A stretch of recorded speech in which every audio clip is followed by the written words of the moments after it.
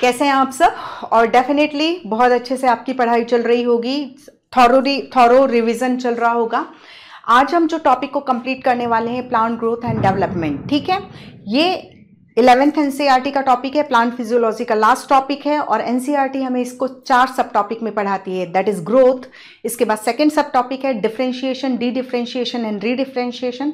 Third जो है development and fourth जो है plant growth regulator, that is plant hormone, जिसमें हम auxin, cytokinin, abscisic acid, ethylene and gibberellic acid इनको कंप्लीट करेंगे। ठीक है, सो हाँ, एक चीज और मैं यहाँ पर भी बोलूंगी, जैसे कि यहाँ पर शुरू के 3 टॉपिक्स तो डेफिनेटली समझने के हैं, और उसके बाद प्लांट हार्मोन में भी कुछ समझने का है, लेकिन प्लांट हार्मोन में आपको फंक्शंस को बहुत अच्छे से याद करना पड़ेगा। ओके, चलिए अब हम स्टार्ट करते हैं। ठीक है, जब हम प्लांट ग्रोथ की बात करते हैं तो प्लांट ग्रोथ जो होती है जनरली इनडिटर्मिनेट होती है। इनडिटर्मिनेट का मतलब जब तक प्लांट जिंदा रहेगा तब तक वो अपनी हाइट में बढ़ता रहेगा, यानी इस स्टेम जो है बढ़ता ही जाएगा।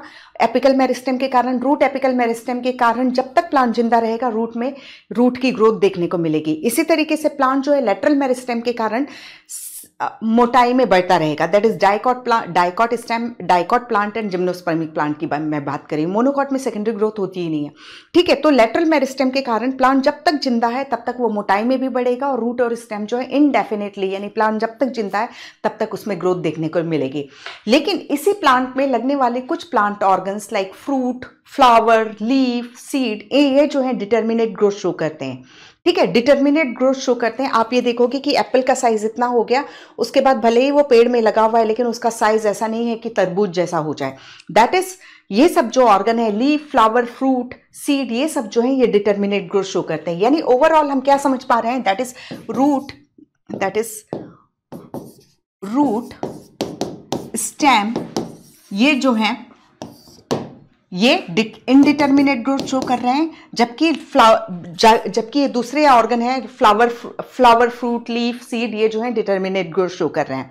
ठीक है, अब यहां पर हम देखते हैं कि जब हम प्लांट की ग्रोथ का मतलब प्लांट में हम ग्रोथ एंड डेवलपमेंट की बात करते हैं, तो जैसे ये डिप्लॉयड जाइगोट बना सेक्सुअल रिप्रोडक्शन के रिजल्ट में, जाइगोट में डिवीजन होने से एम्ब्रियो का फॉर्मेशन होता है।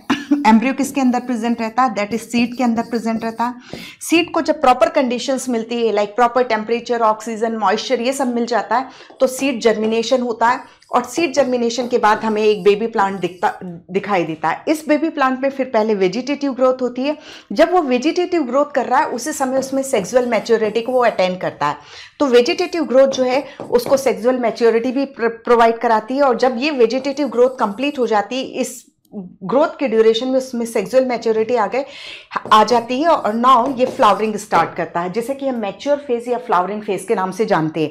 तो आप कभी भी जब कभी भी आप प्लांट की ग्रोथ देखते हो तो आपको यही सीक्वेंस, एक ऑर्डर्ड सीक्वेंस में हमें ग्रोथ देखने को मिलती है। ऐसा नहीं है कि जाइगोट से सीधे सीड जर्मिनेशन हो जाए। जाइगोट डिवाइड होकर के एम्ब्रियो के बाद एम्ब्रियो जो है सीड के अंदर प्रेजेंट है, proper condition, seed germination, whatever vegetative phase, then maturing phase में ही प्लांट में फ्लावरिंग यानी सेक्सुअल रिप्रोडक्शन की प्रोसेस होती है।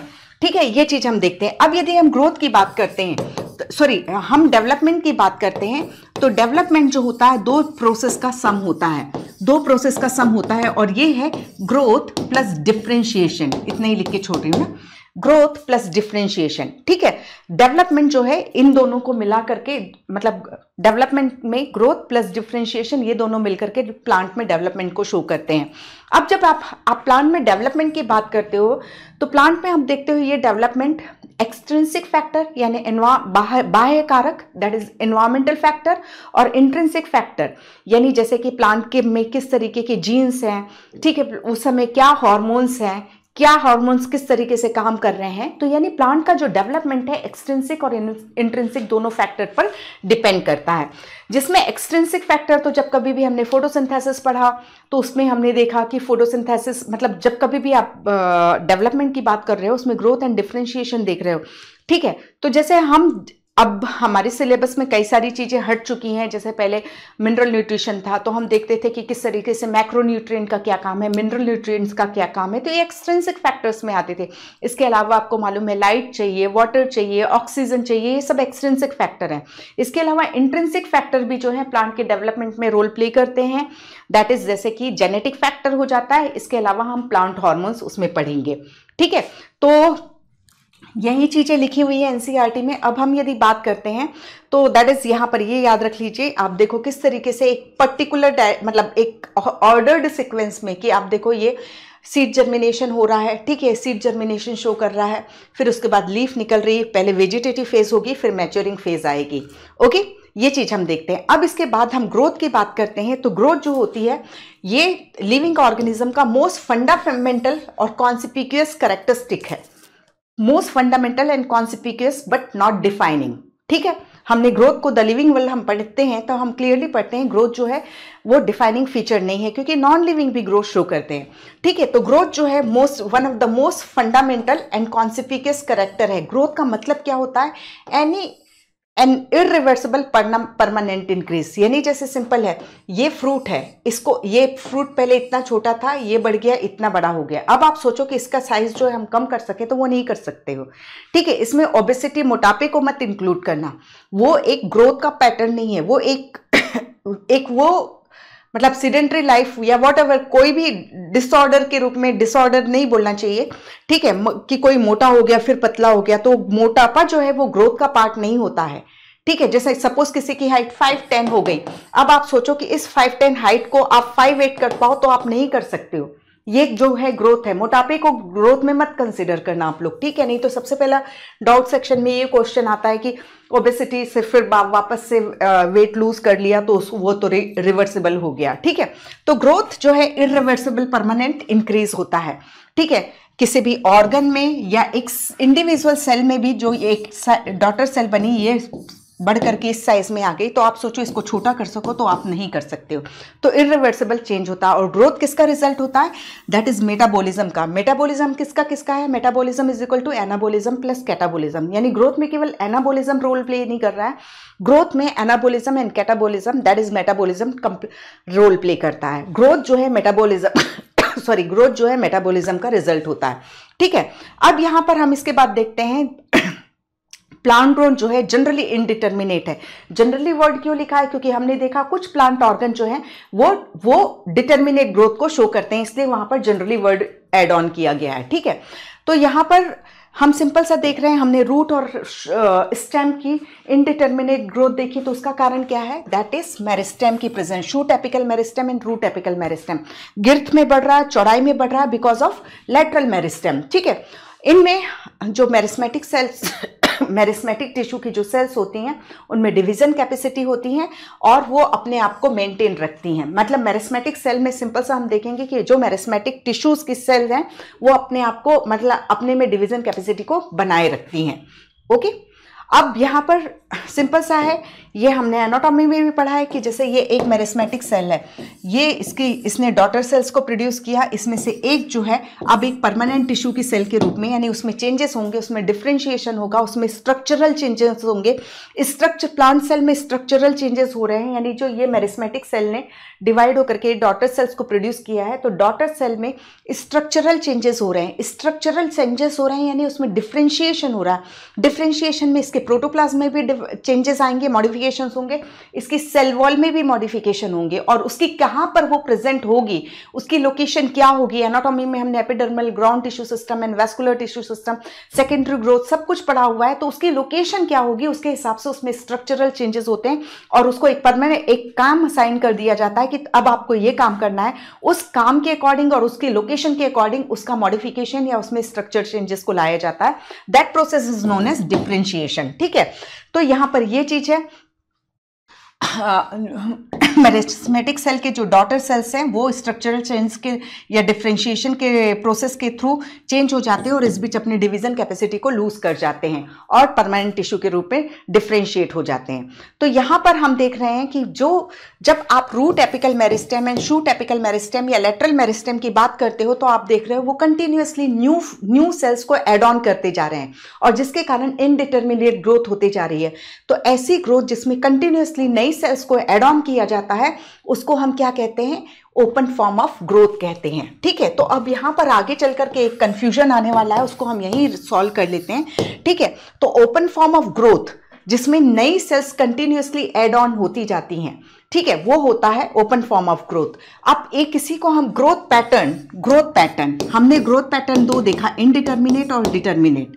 ठीक है, तो प्लांट के कुछ पार्ट्स जो हैं जैसे स्टेम एंड रूट हैं ये ऑर्गन्स ही हैं, ये इनडिटर्मिनेट ग्रोथ शो करते हैं, जबकि प्लांट के कुछ organ like fruit, flower, leaf, seed ये डिटर्मिनेट ग्रोथ शो करते हैं। तो प्लांट में जो ग्रोथ पैटर्न है वो भी ओपन है, कुछ जो है इनडिटर्मिनेट पैटर्न को चूज करते हैं, कुछ जो है डिटर्मिनेट पैटर्न को चूज करते हैं। ठीक है, तो ग्रोथ पैटर्न भी ओपन होता है, ग्रोथ भी ओपन होती है। इसके बाद जब हम डिफरेंशिएशन पढ़ेंगे तो डिफरेंशिएशन भी ओपन होगा, वो वही बात करेंगे। ठीक है, तो यहां जो ग्रोथ है वो ओपन है क्योंकि नई सेल्स कंटिन्यूअस, हम क्लियरली जब हम एनाटॉमी पढ़ते हैं तो वहां पर जब हम वेस्कुलर टिश्यू सिस्टम पढ़ते हैं तो हम यही पढ़ते हैं कि डाइकॉट स्टेम के वेस्कुलर बंडल में बीच में जाइलम और फ्लोएम के बीच में कैम्बियम होता है जो कंटिन्यूअसली न्यू सेल्स को एड ऑन करता जाता है।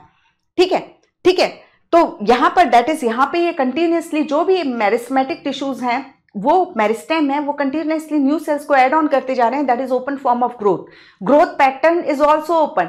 कुछ प्लांट ऑर्गन इनडिटर्मिनेट चूज करेंगे, कुछ डिटर्मिनेट चूज करेंगे, तो ग्रोथ पैटर्न भी जो है वो ओपन हो जाएगा। ओके, ये हुआ।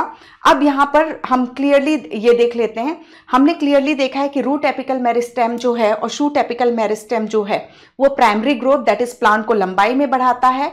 ठीक है, प्लांट एक्सिस को लेंथ में बढ़ाता है, जबकि जो lateral meristem that is fascicular cambium and interfascicular cambium जो कि दोनों मिलकर के कैम्बियम रिंग को बनाते हैं वो जो है प्लांट को विड्थ में या चौड़ाई में या मोटाई में बढ़ाते हैं।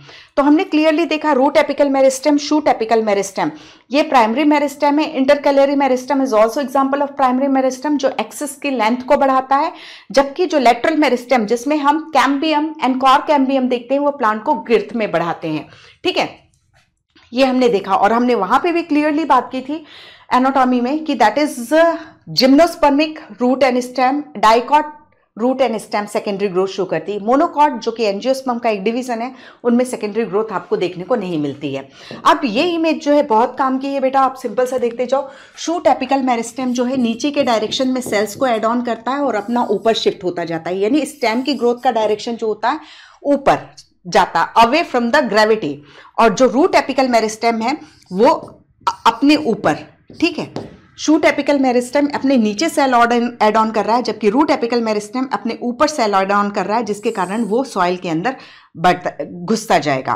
कैम्बियम है या कॉर कैम्बियम जो है वो अंदर और बाहर के डायरेक्शन में सेल एड ऑन करके प्लांट को मोटाई में बढ़ाती है।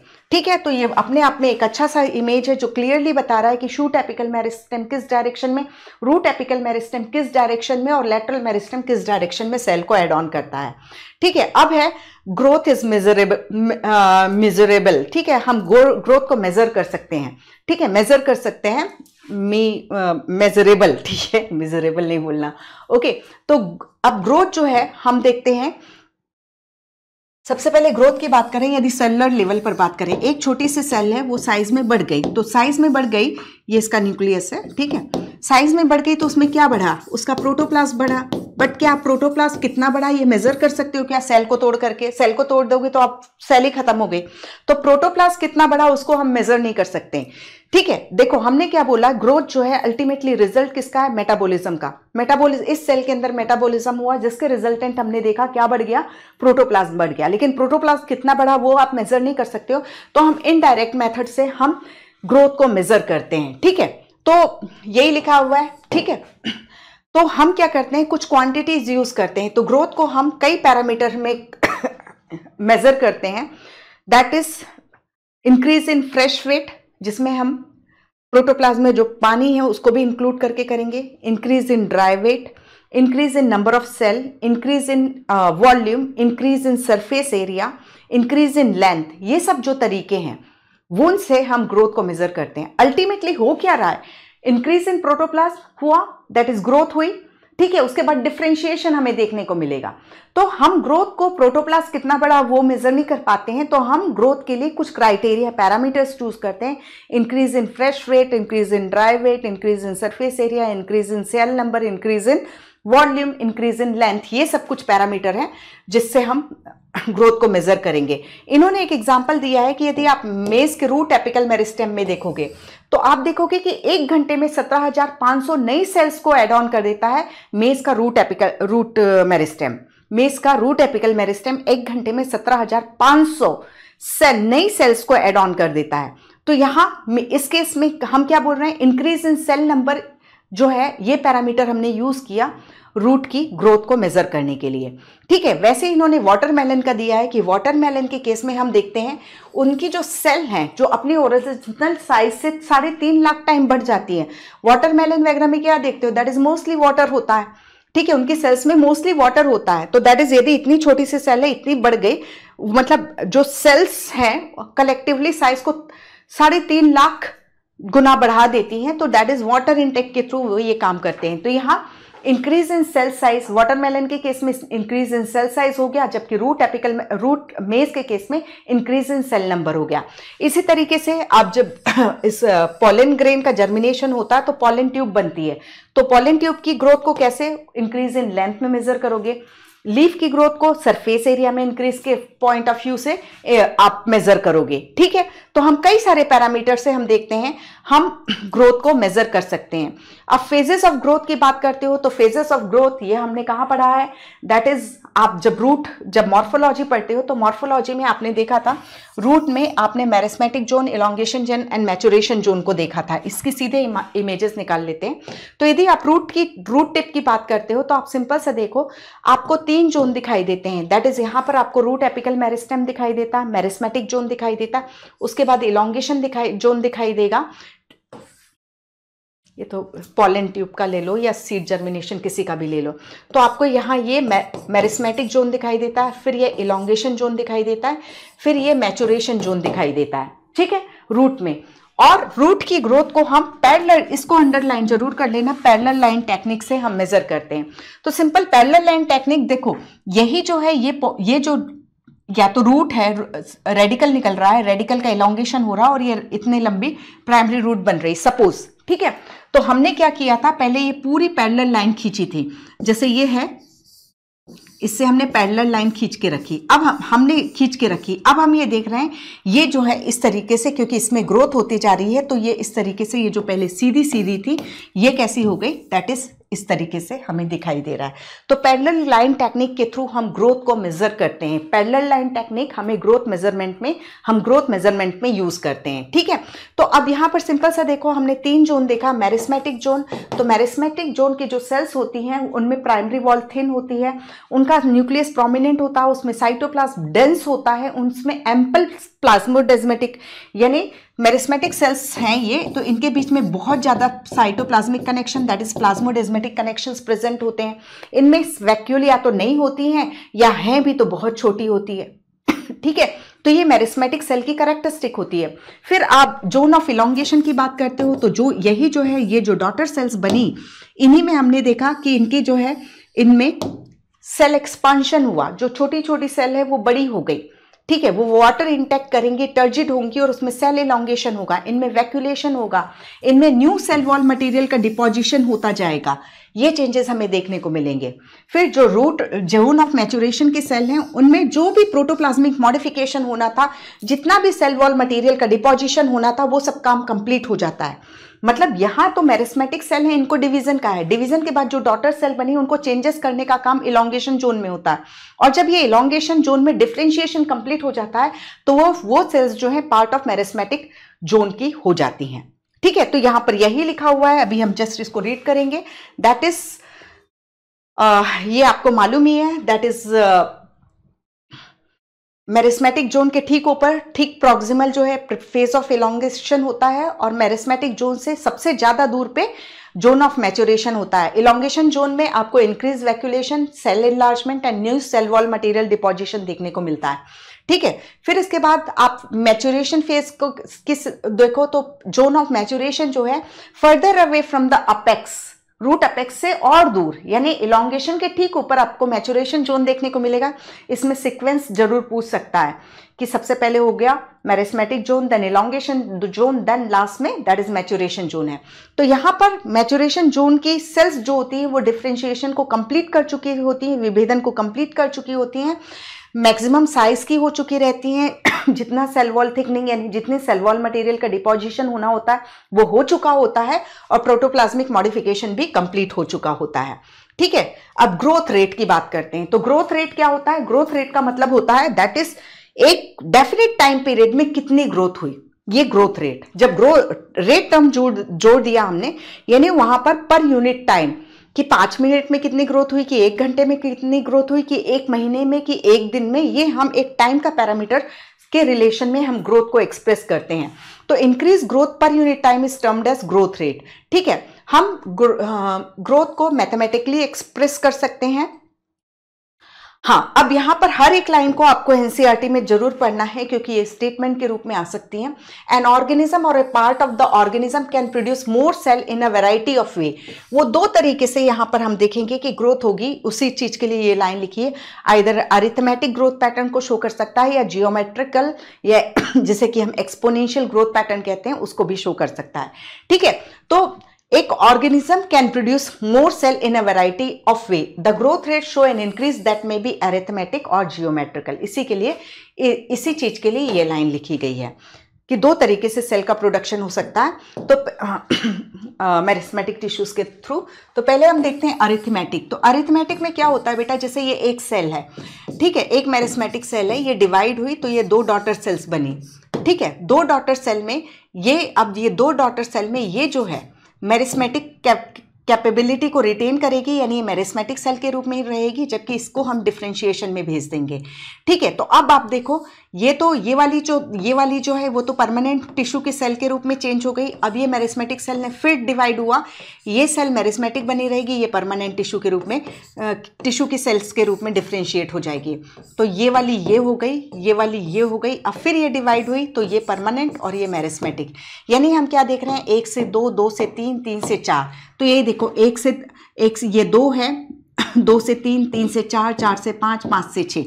यानी हर एक मेरिस्मेटिक सेल की जो 2 डॉटर सेल्स बन रही है उसमें से एक मेरिस्मेटिक एक्टिविटी को रिटेन करती है, जबकि दूसरी जो होती है वो एज अ परमानेंट टिश्यू, मतलब वो उसमें डिवीजन कैपेसिटी खत्म हो जाती है और वो डिफरेंशिएट हो जाती है एज अ परमानेंट टिश्यू के रूप में। ठीक है, तो ये चीज चलता है। जबकि आप जियोमेट्रिक में देखो तो जियोमेट्रिक में ये एक सेल, एक मेरिस्मेटिक सेल है, ये डिवाइड हुई, ये 2 डॉटर सेल बने, दोनों जो है मेरिस्मेटिक बनी हुई है, तो ये दोनों ही डिवाइड होंगी, तो इससे 2 बनेगी और इससे 2 बनेगी, यानी टोटल कितनी हो गई, 4।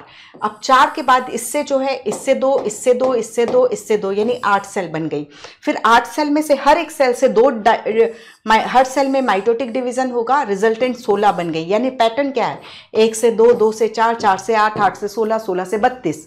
यानी every time number of cells जो है, मैं जितनी भी डॉटर सेल्स थी उसका डबल होती जा रही हैं। ठीक है, तो this is geometric pattern, this is arithmetic pattern. ठीक है, तो इनके अभी हम ग्राफ देखेंगे। तो अब जैसे जाइगोट है, आप शुरू में जैसे हम sexual reproduction in flowering plant में भी देखते हैं कि वहां पर यदि हम जाइगोट का डेवलपमेंट एम्ब्रियो के रूप में देखते हैं, तो शुरू में जो ग्रोथ पैटर्न होता है वो कौन सा होता है, ग्रोथ रेट किस तरीके की होती है, दैट इज जियोमेट्रिक होती है। ये जाइगोट इज ऑलवेज यूनिसेलुलर। एक चीज याद रखना है, इसको जाइगोट डिवाइड लिखा हुआ है, जाइगोट सिंगल सेल्ड होता है। अब ये प्रो एम्ब्रियो वाली स्टेज में आ गया, 2 सेल बन गई तो वो जाइगोट नहीं कहोगे उसको। ठीक है, तो ये जाइगोट, इसमें डिवीजन हुआ जाइगोट में, तो ये 2 सेल बनी, फिर इसमें इस तरीके से डिवीजन हो गया, तो 2 से ये एक जाइगोट सिंगल सेल, 2 से 4, 4 से इसके बाद क्या देखेंगे, ठीक है, 4 बना, और इसके बाद हम देखेंगे दैट इज इसमें इस तरीके से डिवीजन हुआ तो 8 बन गया। ठीक है, फिर 16 बन जाएगी। फिर उसके बाद आप देखते हो कि क्या होता है कि जब जैसे 16 सेल का एम्ब्रियो बन गया, 32 सेल का एम्ब्रियो बन गया, तो 32 सेल हैं, तो 32 सेल में कुछ सेल में ही डिवीजन कैपेसिटी रिटेन कर रही है, ये जो नीला पोर्शन है ये मेरिस्मेटिक है, बाकी जो है परमानेंट टिश्यू, अब उनमें और कोई डिवीजन नहीं होगा। तो लेटर स्टेज में एम्ब्रियोनिक डेवलपमेंट में आप देखते हो कि that is arithmetic growth pattern आ जाता है। ठीक है, तो यही लिखा हुआ है इस इमेज में कि ये जो है इतना जियोमेट्रिक फेज शो कर रहा है, फिर इसके बाद आप देखो अरिथमेटिक फेज हो गया। इसमें कुछ सेल में ही डिवीजन कैपेसिटी बची, जबकि इनकी डॉटर सेल जो है वो परमानेंट टिश्यू के रूप में डिफरेंशिएट होती जा रही हैं। ओके, अरिथमेटिक ग्रोथ पैटर्न को यदि आप देखते हो तो अरिथमेटिक ग्रोथ का जो फॉर्मूला है, क्योंकि हमने बोला ग्रोथ को हम पर यूनिट टाइम में एक्सप्रेस कर रहे हैं, ग्रोथ रेट बता रहे हैं, और जो कि मैथमेटिकली कैलकुलेट की जा सकती है। तो इसका जो ग्रोथ का फॉर्मूला है ये LT = L0 + RT है, ये ग्रोथ का है। ऑर्गेनिज्म इन पॉपुलेशन में हम वहां पर पॉपुलेशन ग्रोथ के लिए फॉर्मूला पढ़ते हैं, ये एक इंडिविजुअल की ग्रोथ का फॉर्मूला है। ये एक चीज इसको बहुत अच्छे से याद रखना, ठीक है। तो अरिथमेटिक ग्रोथ के लिए जो फॉर्मूला है LT = L0 + RT हो गया। तो LT है length at time T, L0 है लेंथ एट टाइम 0, और R जो है ग्रोथ रेट या इलोंगेशन पर यूनिट टाइम। ठीक है, यानी जैसे सिंपल सा L0, यानी आज मैं एक प्लांट की ग्रोथ रेट को फाइंड आउट करना चाह रही हूं, तो आज इसकी हाइट है वो 5 सेंटीमीटर की है। एक महीने बाद या एक दिन बाद, 1 डे के बाद मैं चेक करती हूं तो इसकी हाइट जो है 7 सेंटीमीटर हो जाती है। ठीक है, तो ये LT जो है that is length at time T, एक डेफिनेट टाइम पीरियड के बाद मैं फिर मेजर कर रही हूं तो उसकी लेंथ कितनी हुई, और R जो है वो ग्रोथ रेट है, उसके टाइम के एक दिन में कितनी ग्रोथ हुई वो पता चलेगी। जैसे एक दिन में यहां हमने देखा 2 सेंटीमीटर की ग्रोथ हुई। ठीक है, तो ये चीज है। तो LT length at time T, L0 length at time 0। ठीक है, तो LT = L0 + RT। अब यहां पर सिंपल सा हमने देखा था अरिथमेटिक में 1 से 2, 2 से 3, 3 से 4 इस तरीके से ग्रोथ हो रही थी। सपोज यहां पर हम अरिथमेटिक ग्रोथ के ग्राफ को रिप्रेजेंट करें तो यहां पर यदि सपोज मैंने 10 मिनट का टाइम पीरियड रखा है, ये हर एक जो ब्लॉक है ये 10 मिनट के टाइम को शो कर रहा है। ठीक है, तो सपोज देखो या इससे इस डॉट से मिलाते जाना, ठीक है, इस डॉट से मिलाते जाना, NCERT की इमेज ली है। सपोज ये जो है हर 10 मिनट में 5 सेंटीमीटर की ग्रोथ हो रही है, क्योंकि हम देख रहे हैं एक सेल ही बढ़ रही है ना, एक सेल बढ़ रही है। तो यहां पर हमें क्या देखने को मिलता है कि अरिथमेटिक में एक डेफिनेट टाइम पीरियड में एक डेफिनेट ग्रोथ देखने को मिल रही है हमें। इसकी वजह से हमें ये लीनियर लाइन हमें देखने को मिली। ठीक है, एक बिल्कुल सीधी लाइन हमें देखने को मिली, क्योंकि ये अरिथमेटिक ग्रोथ है। यहां पर 1 के बाद 2, फिर 2 से 3 सेल बनेंगी, 3 से 4 सेल बनेंगी, 4 से 5 सेल बनेंगी। तो हर 10 मिनट में एक सेल एड ऑन हो रही है, तो एक सेल के एड ऑन से 5 सेंटीमीटर की ग्रोथ हो रही है। तो एवरी सेल के एड ऑन होने से 5-5 सेंटीमीटर की ग्रोथ आपको देखने को मिल रही है। दैट इज वाई ये जो है कि लीनियर ग्राफ के रूप में आपको दिखाई देता है। तो रूट रोड जो है वो इस अरिथमेटिक ग्रोथ पैटर्न को फॉलो करती है। ओके, अब इसके बाद जियोमेट्रिक ग्रोथ पैटर्न की बात करते हैं। तो जियोमेट्रिक ग्रोथ पैटर्न में हमने क्या देखा था, दैट इज 1 से 2, 2 से 4, 4 से 8, 8 से 16, 16 से 32, 32 से 64, इस तरीके से 64 से 128, इस तरीके से 256, जस्ट डबल होती जाएगी। ठीक है, यानी वही 5 मिनट का टाइम है, लेकिन यहां से 1 से 2 हुई। ठीक है, नेक्स्ट 5 मिनट ये में 2 से 4 हो गई। तो 2 से यदि मान लो ये 2 सेंटीमीटर की ग्रोथ हुई थी, तो 2 से 4 हुई, तो ऑब्वियसली ये 4 सेंटीमीटर की ग्रोथ हो जाएगी। ठीक है, तो ये जो होता है ये जियोमेट्रिक ग्रोथ पैटर्न होता है। तो यहां पर ये लिखा है, इसमें इन जियोमेट्रिक ग्रोथ पैटर्न में आप देखोगे the initial growth is slow, जिसको कि हम लेग फेज के नाम से जानते हैं, और लेग फेज के बाद exponential phase that is log phase होती है, जिसमें बहुत तेजी से ग्रोथ होती है। तो जैसे मैंने आपको यहां पर लिखा कि यहां पर एक सेल है, इसके कारण 2 सेंटीमीटर की हाइट है। इसके बाद 2 सेल बन गई तो 4 सेंटीमीटर की हाइट आ गई। इसके बाद 4 सेल बन गई तो कितनी, 8 सेंटीमीटर की हाइट आ गई। अब इसके बाद 16 सेल बन गई। तो आप देखो यहां 2 से 4, 4 से 8 हो रहा था, अब मान लो यहाँ पर 32 सेल हो गई, उसके बाद सीधे 64 हो जाएंगी, तो आप इसके प्रोपोर्शन में हाइट को बढ़ाते जाओ, कितनी तेजी से ग्रोथ होगी। तो ये जो है कंपैरेटिवली, क्योंकि यह नंबर ऑफ सेल्स कम है इसलिए हमें स्लो ग्रोथ पैटर्न देखने को मिल रहा है। अब ये संख्या बढ़ती जा रही है तो हमें एकदम से तेजी से ग्रोथ देखने को मिलेगी, that is log phase, that is exponential phase देखने को मिलेगा। ठीक है, तो असर्शन रीजन में ये सब चीजें पूछ सकता है यदि बहुत अच्छा क्वेश्चन बनाना चाहे एग्जामिनर। तो in most system the initial growth is slow क्योंकि नंबर ऑफ सेल्स कम है and it increases rapidly thereafter at an exponential rate, log और exponential phase. Here both the progeny cell following mitotic division, तो हमने clearly geometric में यही देखा है, दोनों डॉटर सेल्स जो है मेरिस्मेटिक एक्टिविटी को रिटेन करती हैं, जिसके कारण every time number of cells जो है जस्ट डबल होते जाते हैं। However, with limited nutrient supply, the growth slow down, leading to a stationary phase. ठीक है, तो यहां पर if we plot the parameter of growth against time, we get a typical sigmoid or S curve. तो ये आप देखो, this is lag phase, this is lag phase, और इसके बाद देखो ये log phase है, exponential। ठीक है, तो यहां नंबर ऑफ सेल कम थी इसलिए धीरे धीरे ग्रोथ बढ़ रही थी।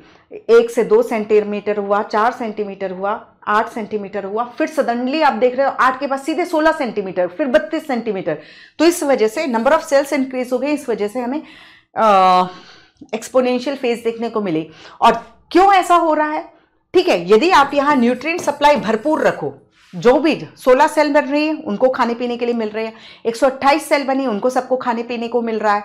तो हम जब सेल डिवीजन पढ़ते हैं, सेल जो साइटोलॉजी है उसमें यही पढ़ते हैं ना कि जब माइटोसिस कोई भी सेल डिवीजन होता है तो पहले कई सारे फैक्टर्स को चेक किया जाता है, सारे ग्रोथ फैक्टर हैं कि नहीं, एनवायरमेंट से उनको न्यूट्रिएंट सप्लाई हो रही है कि नहीं तो सेल ने सोच लिया कि मैं तो डिवाइड होंगी लेकिन न्यूट्रिएंट सप्लाई नहीं है तो सेल कैसे डिवाइड होगी।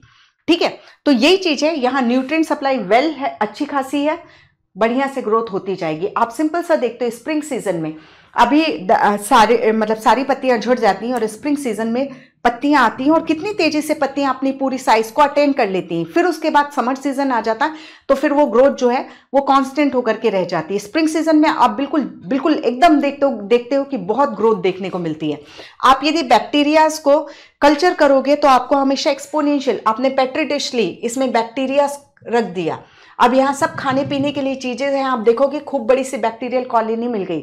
यदि आपने और यहाँ खाने पीने की चीज ऐड ऑन की तो ये कॉलोनी बढ़ती जाएगी, और यदि आपने खाने पीने की चीज ऐड ऑन नहीं की तो ये बैक्टीरिया जो है, इतनी पॉपुलेशन है, सब तो बैक्टीरियल सेल है ना, कॉलोनी में पूरी बैक्टीरियल सेल भरी है, उनको सबको खाने पीने के लिए चाहिए, यहाँ डेफिशिएंसी हुई, ये खत्म हो गई, दैट इज पॉपुलेशन क्रैश हमें देखने को मिलेगा।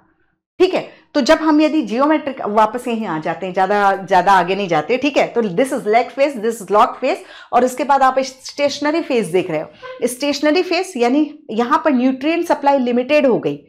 ठीक है, यहां पर जैसे 264 के लिए न्यूट्रिएंट सप्लाई है, ये इतनी ही मेंटेन है। अब ये सोचे कि 264 का जस्ट डबल जितना भी होता होगा, कितना हो जाएगा, 250 का 500 और 528। ठीक है, 264 का आई थिंक 5 डबल जो होगा 528 है। तो अब ये यहाँ पर जो भी न्यूट्रिएंट है वो 264 सेल्स के लिए हैं, लेकिन अब ये जो है ये 264 से 528 नहीं हो रहा है, यानी ये स्टेशनरी फेज में आ गया, क्योंकि अब इसको डिवीजन के लिए न्यूट्रिएंट्स नहीं मिल रहे हैं। तो लिमिटेड न्यूट्रिएंट सप्लाई हो गई, जितनी सेल्स हैं उतने के लिए ही खाना है, वो डबल होगी तो नहीं खाना पीना उनको पूरा पड़ेगा, तो ये अल्टीमेटली स्टेशनरी फेज आ जाती है। तो यहां आप एनसीईआरटी बहुत अच्छे से पढ़ना, that is a sigmoid curve is a characteristic of living organism growing in a natural population. ठीक है, जब सब कुछ फेवरेबल है, जियोमेट्रिक ग्रोथ पैटर्न हुआ, जब न्यूट्रिएंट सप्लाई लिमिटेड हो गई, आप अपने स्टेशनरी फेज में आ गए। ठीक है, it is a typical for all cell tissue and organ of a plant. तो सिंपल है, आप चीजें दो खाने पीने की, बढ़िया सब चीजें सप्लाई करो, बढ़िया आपको जियोमेट्रिक ग्रोथ देखने को मिलेगी। न्यूट्रिएंट सप्लाई लिमिटेड हो गई, देन स्टेशनरी फेज आ जाती है। ओके, ये चीज है। तो एक्सपोनेंशियल ग्रोथ का फॉर्मूला जो होता है W1 is equal to W0 ERT। W1 जो है फाइनल साइज, वही जो एक दिन के बाद देखो या जो भी आप टाइम पीरियड ड्यूरेशन ले रहे हैं उसके बाद देखोगे तो जो ग्रोथ हुई। ये इनिशियल साइज है, जैसे मैंने अर्थमेटिक में बोला कि ये 5 सेंटीमीटर है, एक दिन बाद 7 सेंटीमीटर हो गया, वही चीज है इनिशियल साइज, ये फाइनल साइज। R जो है ग्रोथ रेट है, T जो है टाइम है, E जो है base of natural logarithm, because ये एक्सपोनेंशियली ग्रो कर रहा है ना, इसलिए 2⁻² या 2⁻⁴, उस तरीके say that is natural logarithm. Here r is the relative growth rate and is also the measure of the ability of the plant to produce new plant material referred as efficiency index. इसको हम efficiency index के नाम से भी जानते हैं. That means ये कितनी तेजी से प्लांट मटेरियल को एड ऑन करता जा रहा है. ठीक है, तो final size W1 depend on the initial size W0 as well as R और T पे भी ये डिपेंड करेगा. ओके,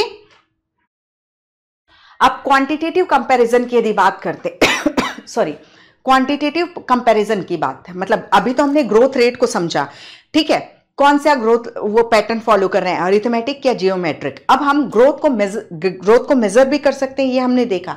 अब क्वांटिटेटिव कंपैरिजन में कितनी ग्रोथ हुई उसकी बात करते हैं. तो यहां पर हमें दो टर्म देखने को मिलते हैं, AGR और RGR. ठीक है, एब्सोल्यूट ग्रोथ रेट, ये कई बार इस फॉर्म में भी लिख के पूछ सकता है, AGR और इसको RGR. ठीक है, रिलेटिव ग्रोथ रेट. तो absolute growth rate measurement and the comparison of total growth per unit time is called. Simple है, एक लीफ का सरफेस एरिया देख रहे हैं हम, ये 5 सेंटीमीटर स्क्वायर है. ठीक है, सरफेस एरिया है तो स्क्वायर में ही रिप्रेजेंट करोगे. एक 24 घंटे बाद आप देखते हो, 24 आवर्स के बाद आप देखते हो, तो ये जो लीफ का साइज जो है ये 10 सेंटीमीटर स्क्वायर हो गया. मतलब ये पूरा जो है, ये पूरा साइज जो है, इनिशियल पैरामीटर क्या था इसका, 5 सेंटीमीटर स्क्वायर था.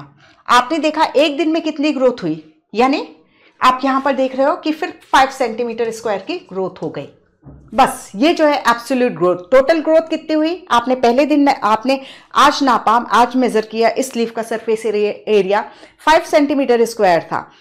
कल इसी टाइम पर आप मेजर करने जा रहे हो, आप देख रहे हो कि लीफ का साइज बढ़ गया और लीफ की टोटल साइज जो है 10 सेंटीमीटर स्क्वायर हो गई. यानी एब्सोल्यूट ग्रोथ कितनी हुई, 10 - 5 दैट इज 5 सेंटीमीटर स्क्वायर.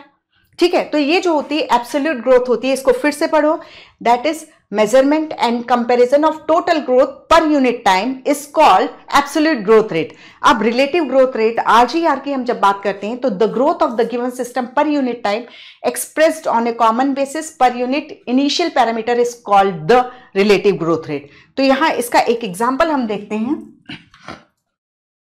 ये लीफ का. ठीक है, ये देखो एब्सोल्यूट ग्रोथ रेट तो डेफिनेटली आप लोग को अच्छे समझ में आ गई होगी. जो एब्सोल्यूट ग्रोथ के कंपैरिजन में कितनी ग्रोथ हुई that is called relative growth rate. ठीक है, यहां पर देखो, यहां पर ये लीफ का साइज 5 सेंटीमीटर स्क्वायर था, और दो केस ले रहे हैं ना, 2 केस ले रहे हैं, और यहां पर 50 सेंटीमीटर स्क्वायर था इनिशियल पैरामीटर. इनिशियल पैरामीटर जो था इसका क्या था, 50 सेंटीमीटर स्क्वायर था. 24 घंटे के बाद, एक दिन के बाद, दोनों की फिर से हम लीफ की साइज मेजर कर रहे हैं. ये लीफ की साइज जो हो गई 10 सेंटीमीटर स्क्वायर हो गई, जस्ट डबल हो गई, और ये 50 सेंटीमीटर स्क्वायर से 55 सेंटीमीटर स्क्वायर हो गई. तो रिलेटिव ग्रोथ रेट निकालना होगा तो आप क्या करोगे, दैट इज ग्रोथ कितनी हुई, यहां पर 5 सेंटीमीटर स्क्वायर हुई. इनिशियल पैरामीटर, ये इनिशियल पैरामीटर. ठीक है, एब्सोल्यूट ग्रोथ जो हुई है, एब्सोल्यूट ग्रोथ जो हुई है उसको इनिशियल पैरामीटर से आप डिवाइड करो, तो 5/5 इंटू 100 कर दो परसेंटेज में निकालने के लिए. तो यहां पर ग्रोथ कितनी हुई, 100% हो गई. रिलेटिव ग्रोथ रेट जो है 100% हुई, यानी 5 का जस्ट डबल हुई, दैट इज 100% हुई. यहां के केस में आप देख रहे हो ग्रोथ कितनी हुई, 55 - 50 किया, तो यानी एब्सोल्यूट ग्रोथ कितनी निकली इसकी, 5 सेंटीमीटर स्क्वायर निकली. इनिशियल पैरामीटर कितना है, 50 है, 100 से मल्टीप्लाई करो, 51 जा 52 जा 100, यानी यहां पर जो 10% जो है इसकी रिलेटिव ग्रोथ रेट जो है 10% हुई. 50 में 5 सेंटीमीटर और बढ़ गया, तो यानी दैट इज 10% हुई. ठीक है, तो जो रिलेटिव ग्रोथ रेट होती है उसको इनिशियल पैरामीटर से कंपेयर करोगे. एब्सोल्यूट ग्रोथ जो होती है total growth per unit time में कितनी हुई वो हो जाती है, that is absolute growth. Okay, तो ये चीज है. तो यहां इसको कई बार ये क्वेश्चन में आया है, बट ये आप अच्छे से क्लियर रखो. यदि देखो इस साल जैसे कि हम एक्सपेक्ट कर रहे हैं कुछ अच्छे क्वेश्चंस आएंगे, तो वो विद इन सिलेबस ही आएंगे और कॉन्सेप्चुअल, ट्विस्टेड, या उसी को ही घुमा फिरा करके पूछा जाएगा. ठीक है, तो यहां पर एब्सोल्यूट ग्रोथ ये नहीं है कि हमको इन दोनों का कंपेयर करना है. इसकी रिलेटिव ग्रोथ रेट कितनी निकली हमको, सिर्फ ये लीफ यदि एग्जांपल में नहीं दी होती तो इसी में हम एब्सोल्यूट ग्रोथ भी निकाल रहे हैं, इसमें इसकी हम रिलेटिव ग्रोथ रेट भी निकाल रहे हैं. एब्सोल्यूट ग्रोथ इसकी कितनी निकली, 5 सेंटीमीटर स्क्वायर निकली, और रिलेटिव ग्रोथ रेट जो निकली वो 100% निकली. इसकी एब्सोल्यूट ग्रोथ 5 सेंटीमीटर स्क्वायर, लेकिन रिलेटिव ग्रोथ रेट जो है 10% निकली. ओके, तो ये है, ओके।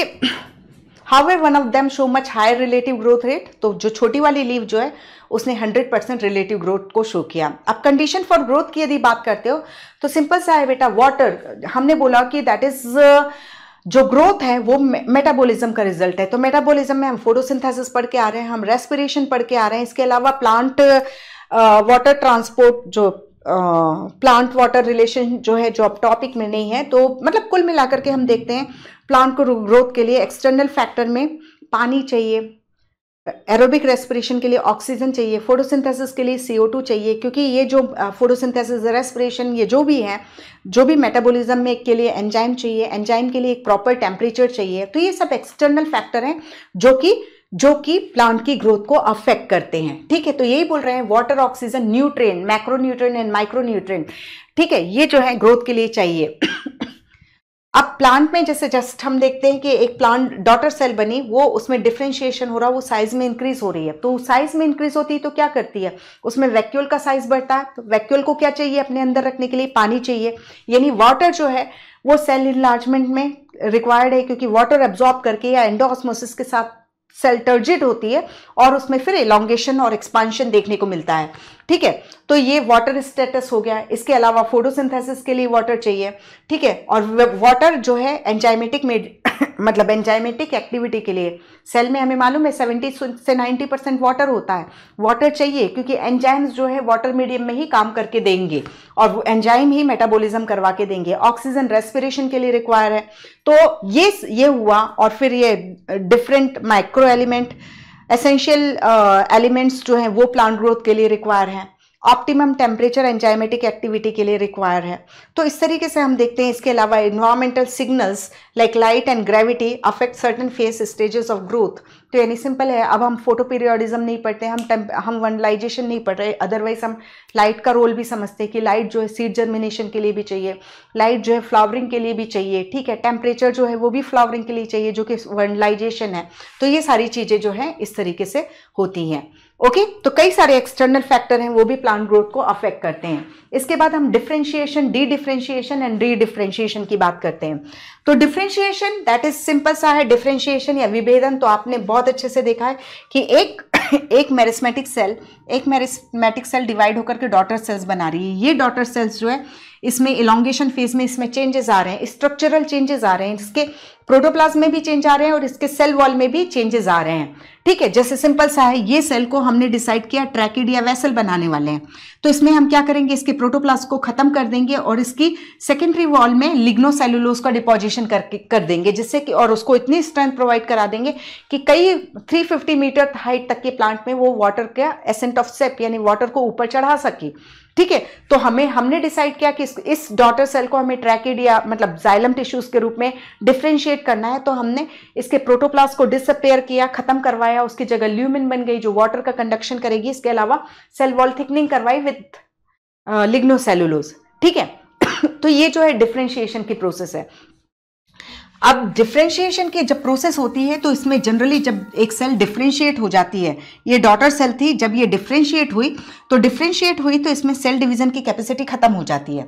ठीक है, अब जैसे हमने देखा कि ये जो है इसको हमें ग्राउंड टिश्यू सिस्टम की कॉर्टेक्स की सेल बनाना था। तो इस डिफरेंशिएशन में हमने इसमें चेंजेस किए, इसमें स्ट्रक्चर चेंजेस किए और इसके डिवीजन कैपेसिटी को छीन लिया। ठीक है, और ये कॉर्टिकल सेल के रूप में डिफरेंशिएट हो गई। अब हमें लगता है कि नहीं, इससे तो हमें कॉर्कैम्बियम की फैलोजन को प्रोड्यूस करवाना है। तो हम क्या करेंगे, डिफरेंशिएशन के प्रोसेस में हमने इसको स्पेशलाइज किया, कॉर्टिकल सेल या एंडोडर्मल सेल या पिथ सेल, व्हाटएवर, किसी भी फॉर्म में लिविंग है, ये लिविंग रहना चाहिए डी डिफरेंशिएशन के लिए। अब हमको लगता है नहीं, इसमें तो हमें फिर से मेरिस्मेटिक कैपेसिटी को लाना है, फिर से ये इसमें विभाजन क्षमता को लाना है, तो हम इसको डी डिफरेंशिएट कर देंगे। ये स्पेशलाइज सेल को हम क्या कर देंगे, अनस्पेशलाइज कर देंगे। अनस्पेशलाइज करके हमने इसको मेरिस्मेटिक कर दिया, इसमें डिवीजन कैपेसिटी लिया है। अब ये फिर डॉटर सेल्स को प्रोड्यूस कर रही है। अब ये डॉटर सेल को हम वापस से डिफरेंशिएट कर रहे हैं। ठीक है, हमने मेरिस्मेटिक किया तो वो डॉटर सेल प्रोड्यूस करेगी। डॉटर सेल हम इसलिए प्रोड्यूस करवा रहे हैं क्योंकि हमें कहीं कहीं सेल की जरूरत है। तो अब जैसे इसको फिर से मैंने इसको डिफरेंशिएट करा दिया, सपोज इसको मैंने सेकेंडरी कॉर्टेक्स या फैलोडम के रूप में डिफरेंशिएट करा दिया। ठीक है, तो ये जो डी डिफरेंशिएटेड सेल थी वो मेरिस्मेटिक हुई और उसकी जो डॉटर सेल है उसमें फिर से डिफरेंशिएशन हुआ, तो उसको हम डी डिफरेंशिएशन कहते हैं, सॉरी उसको हम रीडिफरेंशिएशन कहते हैं। ठीक है, इसको मैं फिर से बता रही हूं। एक मेरिस्मेटिक सेल से एक इस सेल को डिफरेंशिएट करके उसको एक particular cell like cortex cell बना दिया या पेरिसाइकिल बना दिया, इसकी डिवीजन कैपेसिटी खत्म कर दी। अब हमें लगता है कि नहीं ये पेरिसाइकिल रूट की पैरेन्काइमेटस पेरिसाइकिल है, इसमें अभी वापस से हमें इसको क्या करना है, मेरिस्टेमेटिक सेल बना देना है, तो हमने इसको अनस्पेशलाइज किया, this is called D differentiation. अब अनस्पेशलाइज हो गई, अब ये बन गई है कैम्बियम की सेल। ठीक है, अब इसने अंदर की तरफ सेकेंडरी जाइलम और बाहर की तरफ सेकेंडरी फ्लोएम बनाया, मतलब डॉटर सेल्स बनाई, अंदर की तरफ जो डॉटर सेल बनाई और बाहर की तरफ जो डॉटर सेल बनाई, तो अंदर वाली डॉटर सेल को हमने सेकेंडरी जाइलम के रूप में डिफरेंशिएट किया और बाहर की सेल को हमने सेकेंडरी फ्लोएम के रूप में डिफरेंशिएट किया। यह सपोज कॉर्टिकल सेल थी, वो फेलोजन के रूप में डी डिफरेंशिएट हुई और फेलोजन की जो डॉटर सेल्स बन रही हैं बाहर और अंदर की तरफ, तो बाहर वाली phellem that is cork cell के रूप में और अंदर वाली secondary cortex that is phelloderm के रूप में डिफरेंशिएट हुई। ठीक है, तो ये जो है यहां पर चाहे इंटरफेसिकुलर कैम्बियम हो चाहे कॉर्क कैम्बियम हो, वो डी डिफरेंशिएटेड का एग्जाम्पल है और इनकी जो डॉटर सेल्स बनती हैं, जैसे इंटरफेसिकुलर कैम्बियम सेकेंडरी जाइलम या सेकेंडरी फ्लोएम बना रहा है, या फेलोजन जो है फैलम या फेलोडम को बना रहा है, तो वो फेलोडम के रूप में डिफरेंशिएट हुई, तो वो फेलोडम जो है या फैलम जो है या secondary xylem from interfascicular cambium या secondary phloem from interfascicular cambium in stem, और रूट में जितने भी सेकेंडरी जाइलम या सेकेंडरी फ्लोएम है, they are example of redifferentiation. ठीक है, तो ध्यान से पढ़ो इन सब चीजों को। तो ये हो गया ओके। अब यहां पर ये इतना हमने समझा। ठीक है, पहले डिफरेंशिएशन हुआ, फिर अनस्पेशलाइज करना, डी डिफरेंशिएशन हुआ, डी डिफरेंशिएशन के रिजल्टेंट अनस्पेशलाइजेशन हुआ, साथ में वो मेरिस्मेटिक सेल हो गई। मेरिस्मेटिक सेल ने जो डॉटर सेल को प्रोड्यूस किया उसको फिर से हमने किसी पर्टिकुलर सेल में डिफरेंशिएट किया, तो डी डिफरेंशिएटेड मेरिस्मेटिक सेल के जो डॉटर सेल्स हैं उनका डिफरेंशिएशन रीडिफरेंशिएशन कहलाता है। ठीक है, ये हो गया, ये सब लाइंस को हमने कर लिया है। ठीक है, इसने लिग्नोसेलुलोज का एग्जांपल दिया है, ये लिखा है formation of meristem interfascicular cambium and cork cambium, और रूट में पूरी कैम्बियम रिंग का formation is the example of dedifferentiation, और इनके जो डॉटर सेल्स होंगे वो डिफरेंशिएट होंगे, that process is known as redifferentiation. ठीक है, हाँ, अभी हमने देखा कि दैट इज प्लांट में ग्रोथ पैटर्न जो था ओपन था, कुछ ओपन था, ग्रोथ पैटर्न, ग्रोथ भी ओपन थी, ग्रोथ पैटर्न भी ओपन था, दैट इज रूट और स्टेम इनडिटरमिनेट ग्रोथ शो करेंगे, जबकि कुछ प्लांट ऑर्गन जो है डिटरमिनेट ग्रोथ शो करेंगे। इसको मैंने वहीं क्लियर कर दिया। अब इसी तरीके से आप डिफरेंशिएशन के प्रोसेस को देखते हो, डिफरेंशिएशन के प्रोसेस को देखते हो तो वो भी ओपन है, differentiation in plant is also open. ठीक है, क्योंकि आप देखो यही मेरिस्मेटिक सेल है और इससे ये सब डॉटर सेल्स बन रही हैं, इनमें से ये डॉटर सेल एपिडर्मिस के रूप में, ये जो है ग्राउंड टिश्यू सिस्टम की कोई सेल के रूप में, और ये जो है वेस्कुलर टिश्यू सिस्टम की कोई सेल के रूप में डिफरेंशिएट हो रही है। यानी सेम, इसके पास चॉइस है, ये इधर इधर इधर किसी रूप में भी डिफरेंशिएट हो सकती है। ये सेल को कहां लोकेट किया जाएगा उस हिसाब से इसका डिफरेंशिएशन होगा।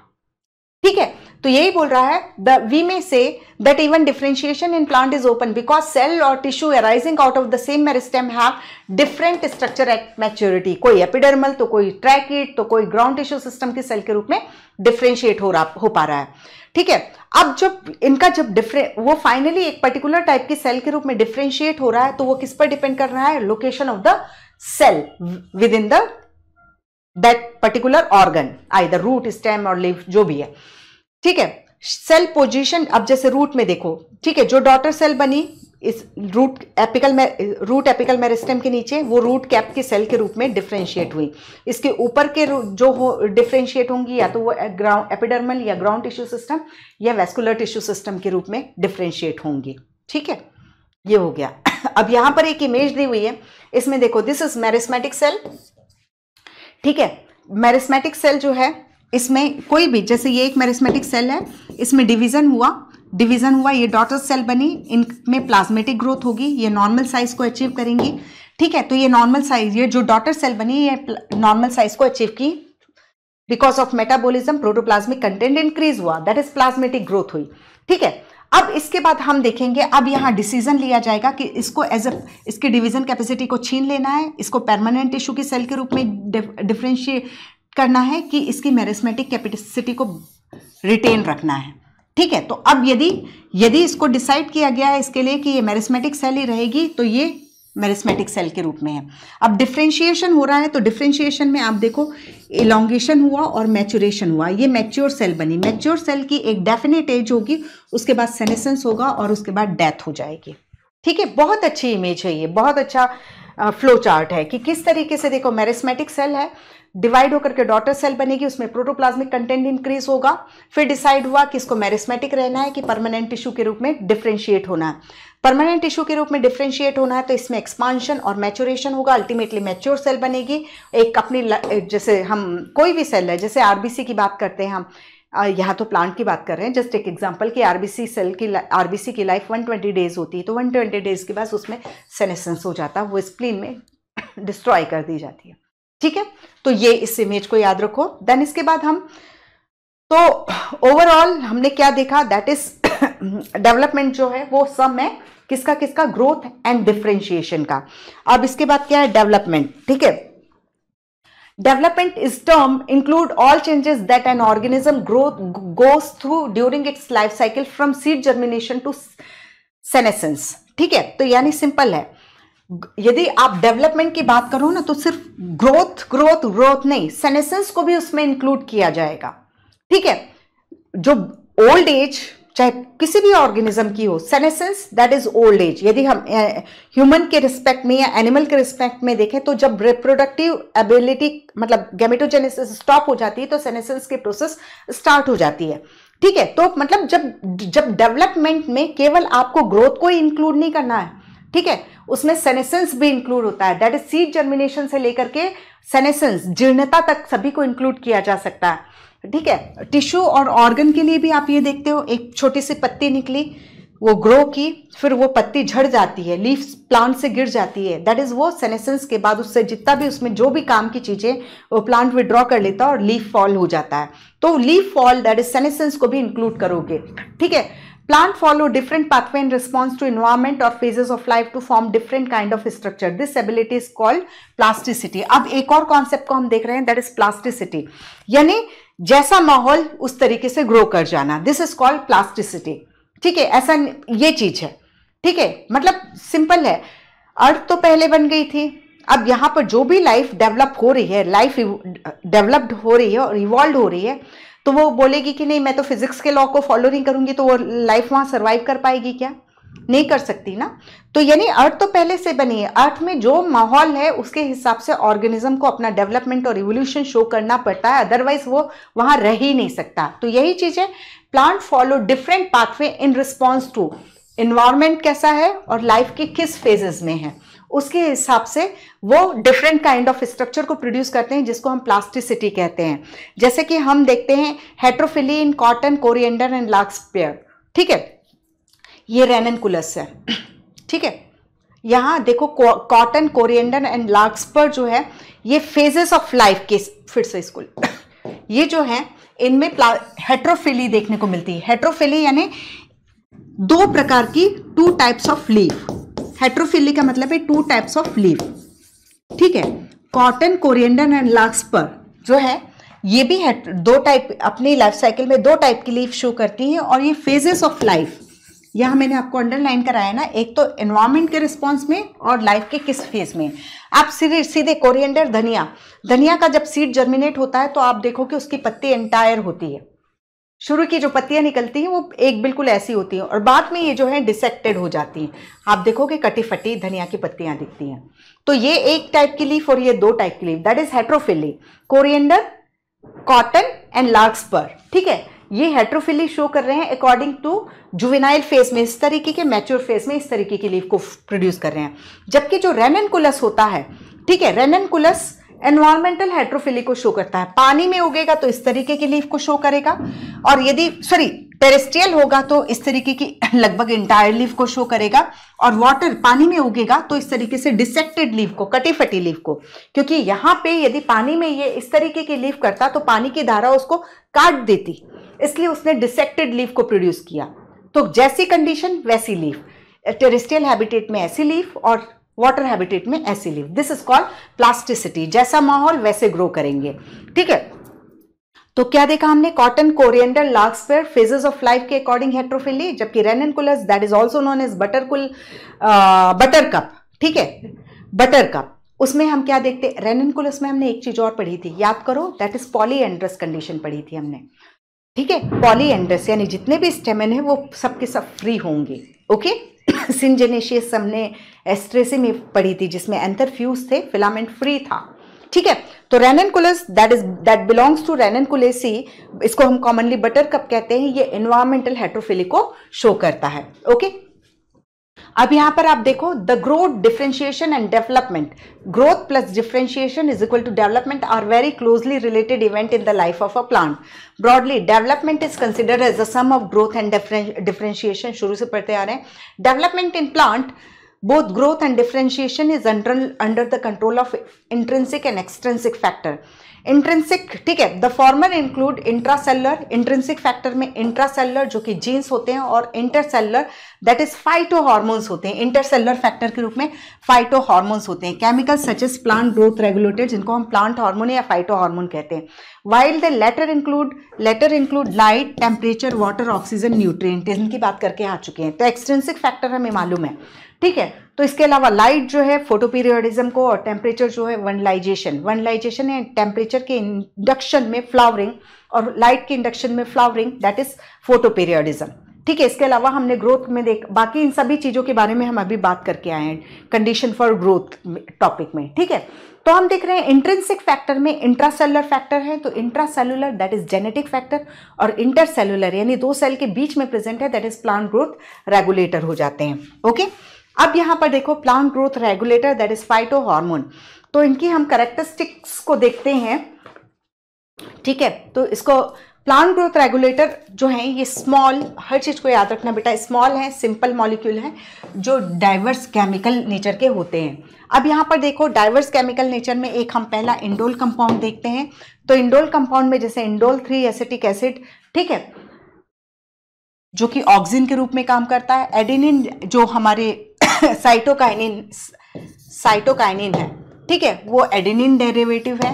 ठीक है, इसके अलावा कैरोटीनॉइड डेरिवेटिव के रूप में हम एब्सिसिक एसिड को देखते हैं, और टर्पिन्स जो है वो जिब्रेलिक एसिड है, और कुछ फाइटोहार्मोन गैशियस फॉर्म में है जैसे कि इथाइलिन। ठीक है, तो हमने क्या बोला कि जो फाइटोहार्मोन है स्मॉल मॉलिक्यूल्स होते हैं, और डाइवर्स केमिकल कंपाउंड, तो indole compound that is auxin, टर्पिन compound that is gibberellin, gaseous में इथाइलिन देखते हैं, फाइटोहार्मोन को देखते हैं, कैरोटीनॉइड डेरिवेटिव में हम एब्सिसिक एसिड को देखते हैं, और एडेनिन डेरिवेटिव के रूप में हम दैट इज साइटोकाइनिन को देखते हैं। Plant growth regulator are variously describe as plant growth substance, plant hormone, phytohormone. ठीक है, पीजीआर बोल लो, फाइटोहार्मोन बोल लो, और प्लांट हार्मोन बोल लो, सब एक ही बातें हैं। ठीक है, इनको हम मेनली दो ग्रुप में डिवाइड करते हैं। ठीक है, एक तो होता है, एक पीजीआर का एक ग्रुप है जो ग्रोथ प्रमोटिंग एक्टिविटी में इन्वॉल्व है, और दूसरा जो है ग्रोथ इनहिबिटिंग एक्टिविटी में इन्वॉल्व है। तो आप देखो, ऑक्सिन यानी इंडोल डेरिवेटिव, इंडोल कंपाउंड्स हुआ, terpenes that is gibberellic acids हुए, और इसके अलावा साइटोकाइनिन, ये तो आंख बंद करके ग्रोथ प्रमोटिंग हार्मोन्स के रूप में है।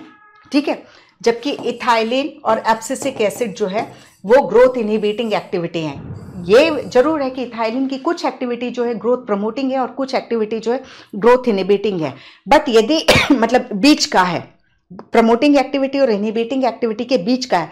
बट यदि आपको बोला जाता है नहीं, आपको इथाइलिन को एक ही चूज करना है, या तो ग्रोथ प्रमोटर या ग्रोथ इनहिबिटर, तो आपको इन दैट केस आप इथाइलिन को ग्रोथ इनहिबिटर में ही रखोगे। Ethylene is the only gaseous hormone. ठीक है, तो यही है, ऑक्सिन, जिब्रेलिन, साइटोकाइनिन जो है प्लांट ग्रोथ प्रमोटर है, जबकि जो है एब्सिसिक एसिड जो कि कैरोटीनॉइड डेरिवेटिव है, और इथाइलिन जो कि गैशियस हार्मोन है, ये क्या बोलते हैं, दैट इज क्या बोलते हैं इसको, दैट इज ग्रोथ इनहिबिटर है।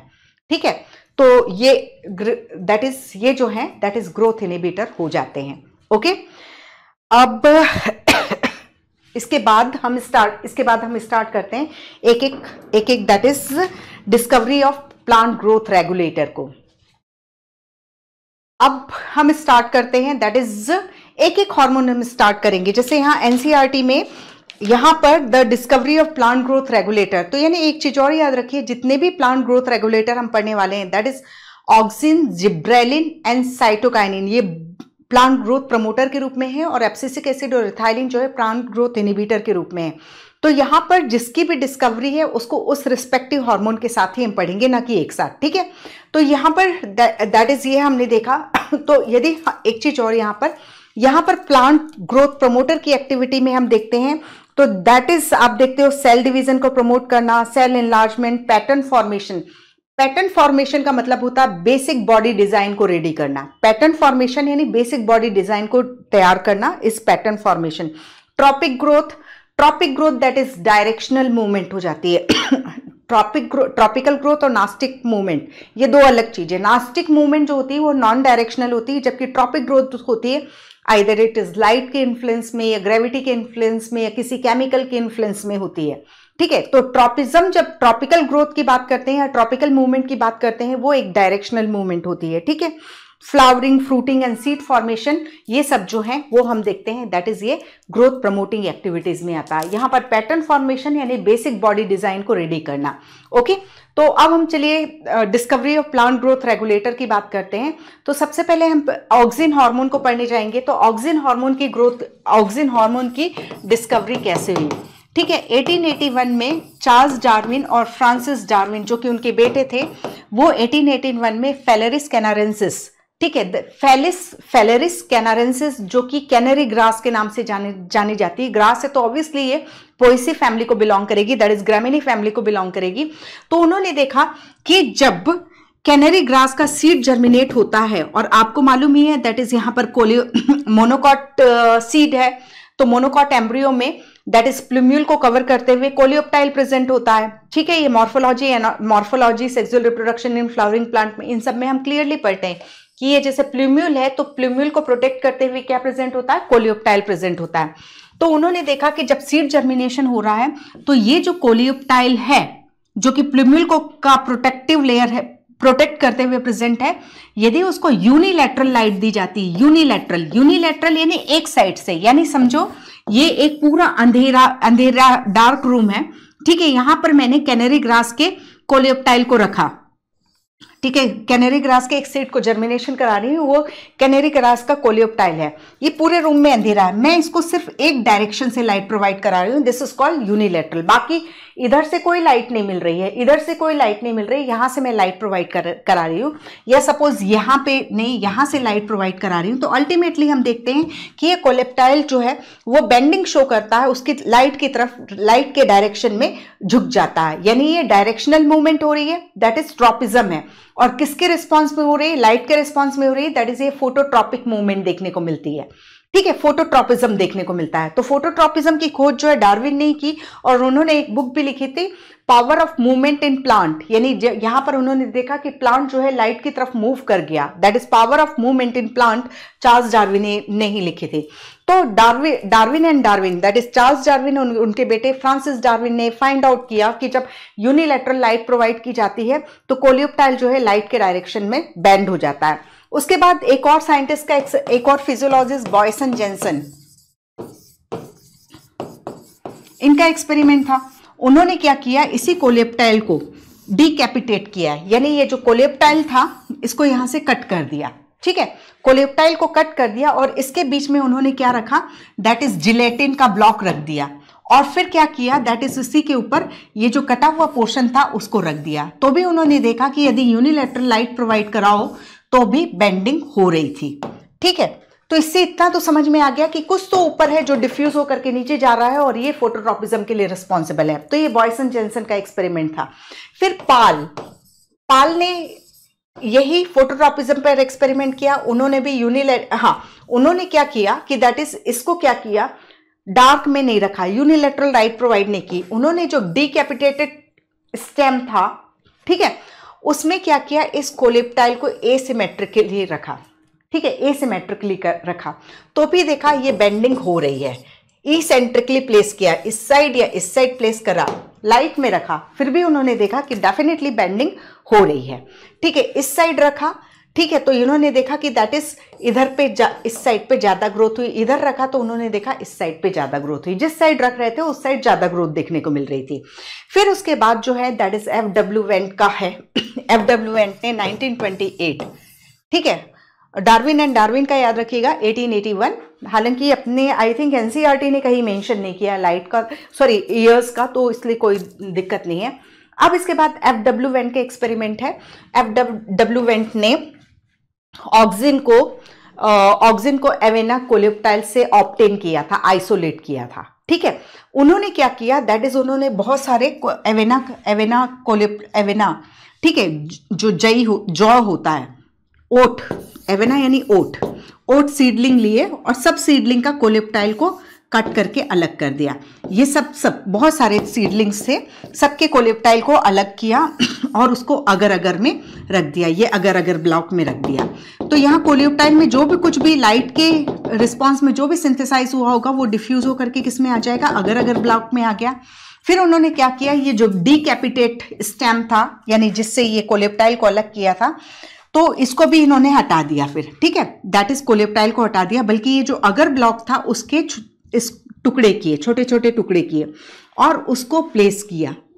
ठीक है, कोलेप्टाइल को प्लेस नहीं किया बल्कि अगर अगर के टुकड़े को प्लेस किया और फिर देखा तब भी बेंडिंग देखने को मिल रही थी। ठीक है, और इस तरीके से कंफर्मेशन हुआ कि हाँ, टिप कुछ सिंथेसाइज करता है जो नीचे डिफ्यूज होता है, जो एसिमेट्रिकल ग्रोथ के लिए रिस्पॉन्सिबल होता है in case of unilateral light. ठीक है, आप जब नेचुरल देखते हो तो पौधा तो सीधे बढ़ता है। ठीक है, जब यूनिलैटरल लाइट है तब आपको बेंडिंग देखने को मिल रही है। या आप देख रहे हो सिंपल से, जैसे इस साइड सन है, आपने यहाँ एक कोई प्लांट लगाया है, तो अल्टीमेटली देखते हो कि प्लांट जो है सनलाइट की तरफ ग्रो करने, बेल वेल जो होती है वो उसी डायरेक्शन में ग्रो करना शुरू हो जाती है, या प्लांट भी जो है वो सनलाइट की ओर, जहां सनलाइट मिलती है उस साइड बेंड होने शुरू हो जाता है। That is called phototropism.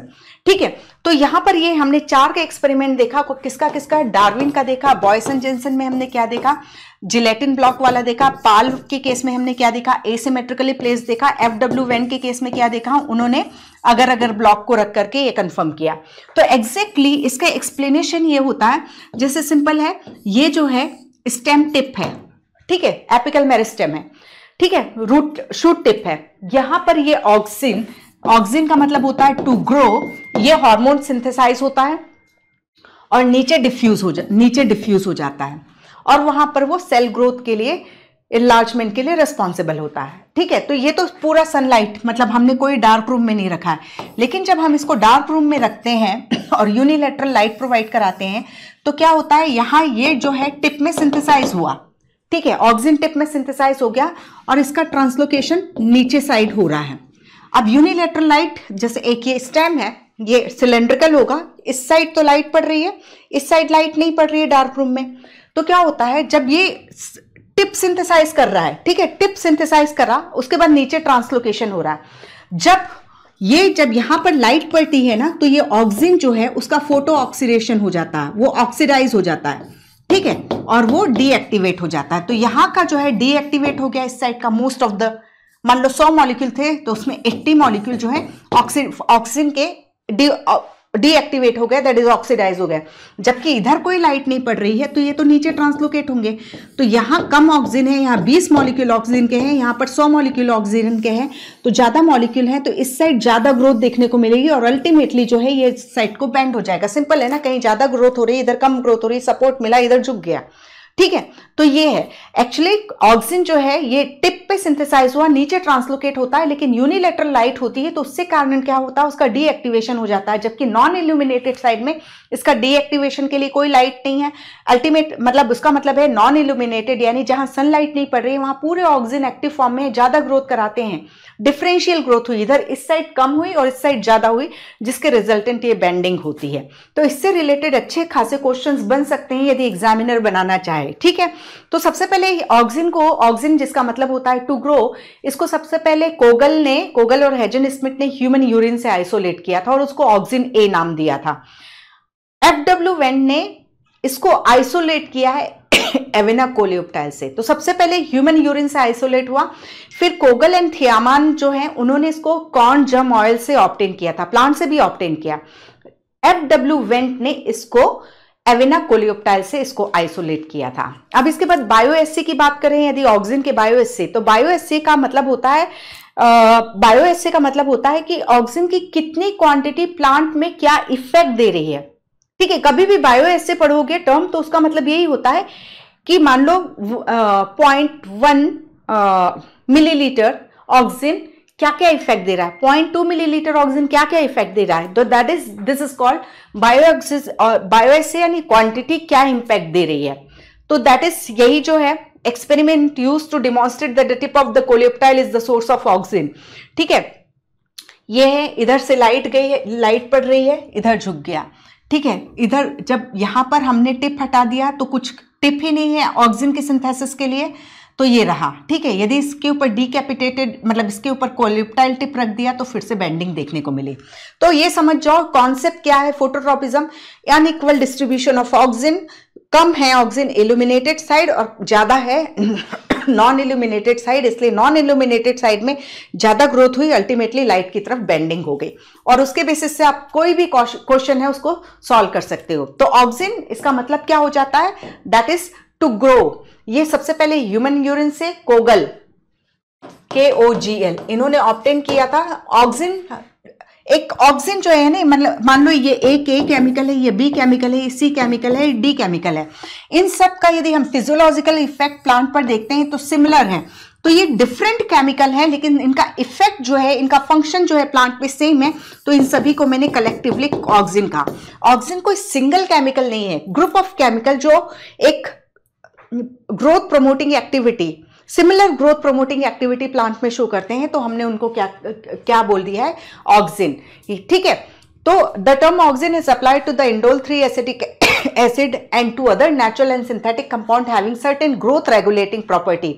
They are generally produced by growing apices. हाँ, अब यहां पर इसको अंडरलाइन करके रखो, growing apex of the root and stem में प्रोड्यूस होते हैं, जो ये फिर मतलब स्टेम में है तो नीचे चले जाएंगे, रूट में है तो ऊपर की ओर माइग्रेट कर जाएंगे और अपना फिजियोलॉजिकल एक्शन शो करेंगे।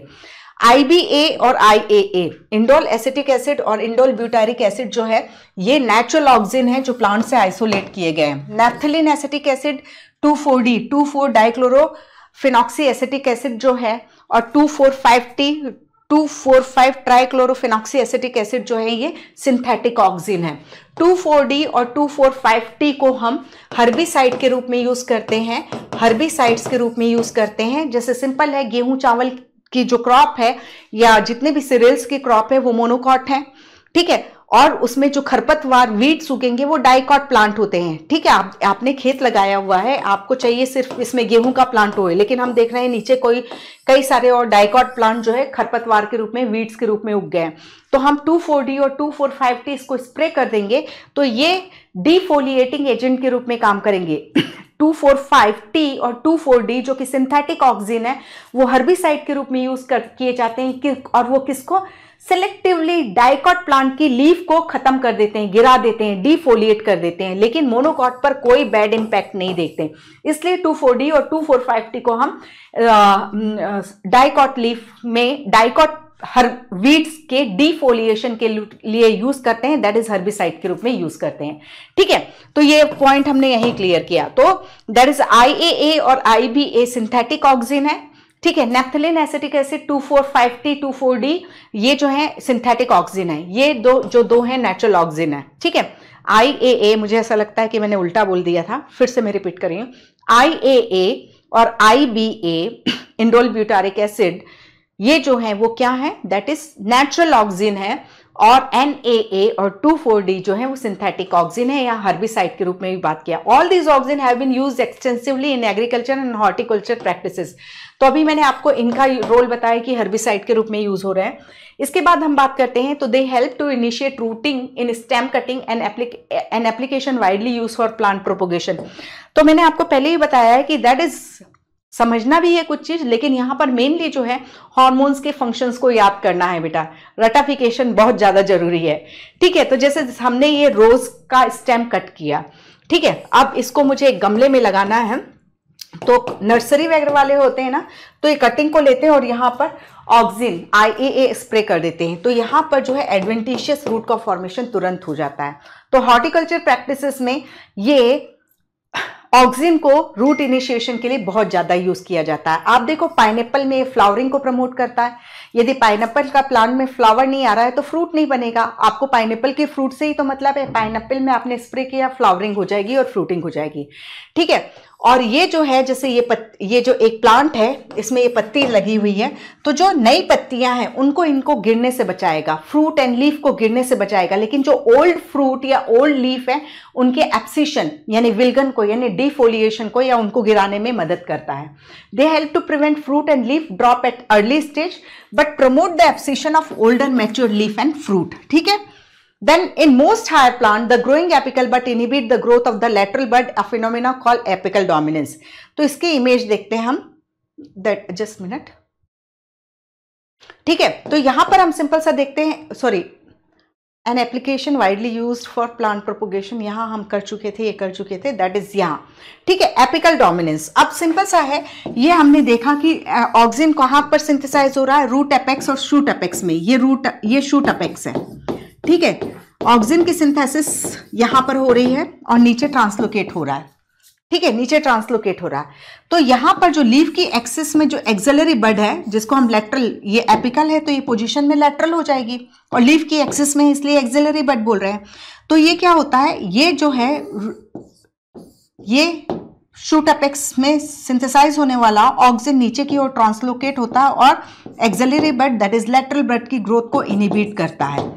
ठीक है, तो इस चीज को कि वो अब शूट एपेक्स के डोमिनेंस को मेंटेन कर रहा है, this is called apical dominance. ठीक है, अब यदि मैं इसको यहां से कट कर देती हूं, जैसे कि आपने देखा होगा कटिंग कर दी जाती है, तो ये लेटरल ब्रांचेस जो हैं, लेटरल बड्स जो हैं ग्रो करती हैं और उस पौधा जो है वो घना होता जाता है। ठीक है, एक पौधा सीधे सीधे ग्रो करे तो इसके नोड से ही लीफ निकलेगी, अभी एक्सिलरी बड ग्रो करेगी तो इसके फिर नोड से होगी, फिर मैंने इसका एपिकल डोमिनेंस हटा दिया तो यहां से तो वो घना हो जाता है। ठीक है, तो removal of shoot tip that is decapitation usually result in growth of lateral bud. It is widely applied in tea plantation, hedge making.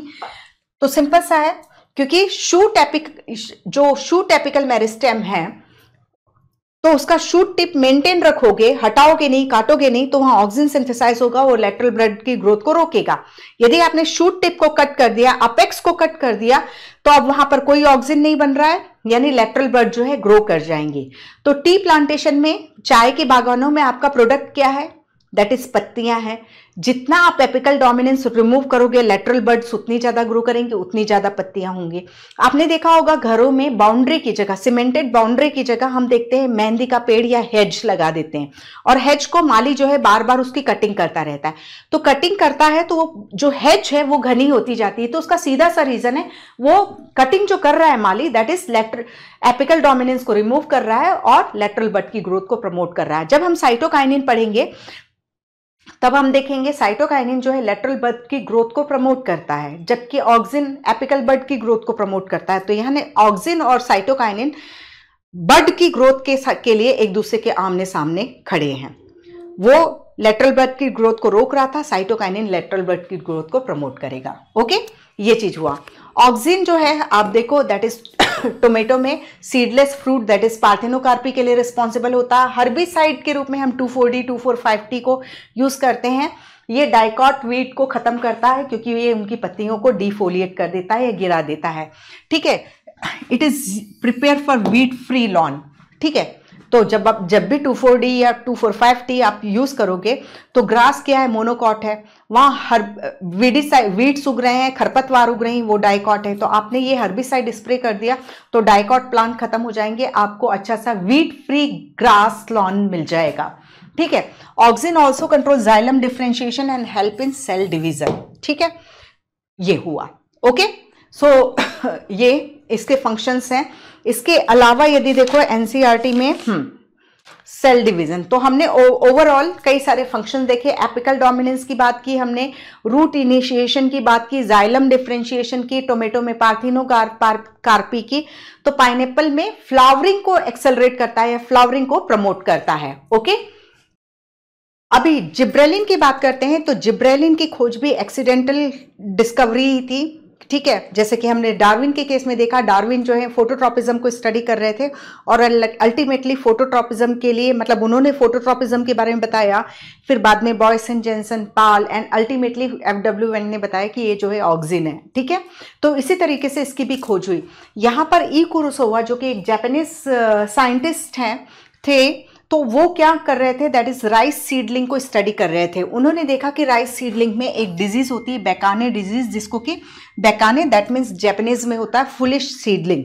तो एक्चुअली क्या होता था कि ये जो है, जैसे राइस के जो सीडलिंग है उनकी ग्रोथ नॉर्मली इतनी, इनके कोल्यूप्टाइल की या सीडलिंग की ग्रोथ इतनी होनी चाहिए थी, लेकिन वो उन्होंने फाइंड आउट किया कुछ सीडलिंग जो है बहुत ज़्यादा लंबे हो जाते थे, और सीडलिंग इतने लंबे हो जाते थे तो वो जो है फाइनली दैट इज वो इस तरीके से नहीं रह पाते थे और गिर करके खत्म हो जाते थे, ठीक है। फुलिश सीडलिंग, तो एक्चुअली सीडलिंग को इतना लंबा होना था, वो बहुत ज़्यादा लंबे हो जाते थे। इस तरीके से ये देखा, तो उन्होंने फाइंड आउट किया कि इसमें एक फंजाई का इन्फेक्शन है, जिसको वो फंजाई का नाम है जिब्रेला फ्यूजिकोराई। जिब्रेला फ्यूजिकोराई जो है एस्कोमाइसिटिस को बिलोंग करता है। यहाँ पर एक चीज और याद रखना, फ्यूजेरियम मोनेलिफॉर्मिस, फ्यूजेरियम मोनेलिफॉर्मिस, ठीक है। हम जब फंजाई पढ़ते हैं तो हम ड्यूटेरोमाइसिटिस फंजाई इम्परफेक्टाई क्लास को पढ़ते हैं, ठीक है। तो उसमें हमने ऐसे फंजाइस को रखा गया है जिसमें सेक्सुअल रिप्रोडक्शन या तो एक्चुअली नहीं होता है या हमने नहीं खोजा है। तो दैट इज, ये जो जिब्रेला फ्यूजिकोराई पहले किस में रखा गया था, दैट इज ड्यूटेरोमाइसिटिस में। जब इसको लैब में ग्रो कराया गया इस फ्यूजेरियम मोनेलिफॉर्मिस को, तो इसमें देखा गया कि नहीं, ये तो सेक्सुअल रिप्रोडक्शन करता है।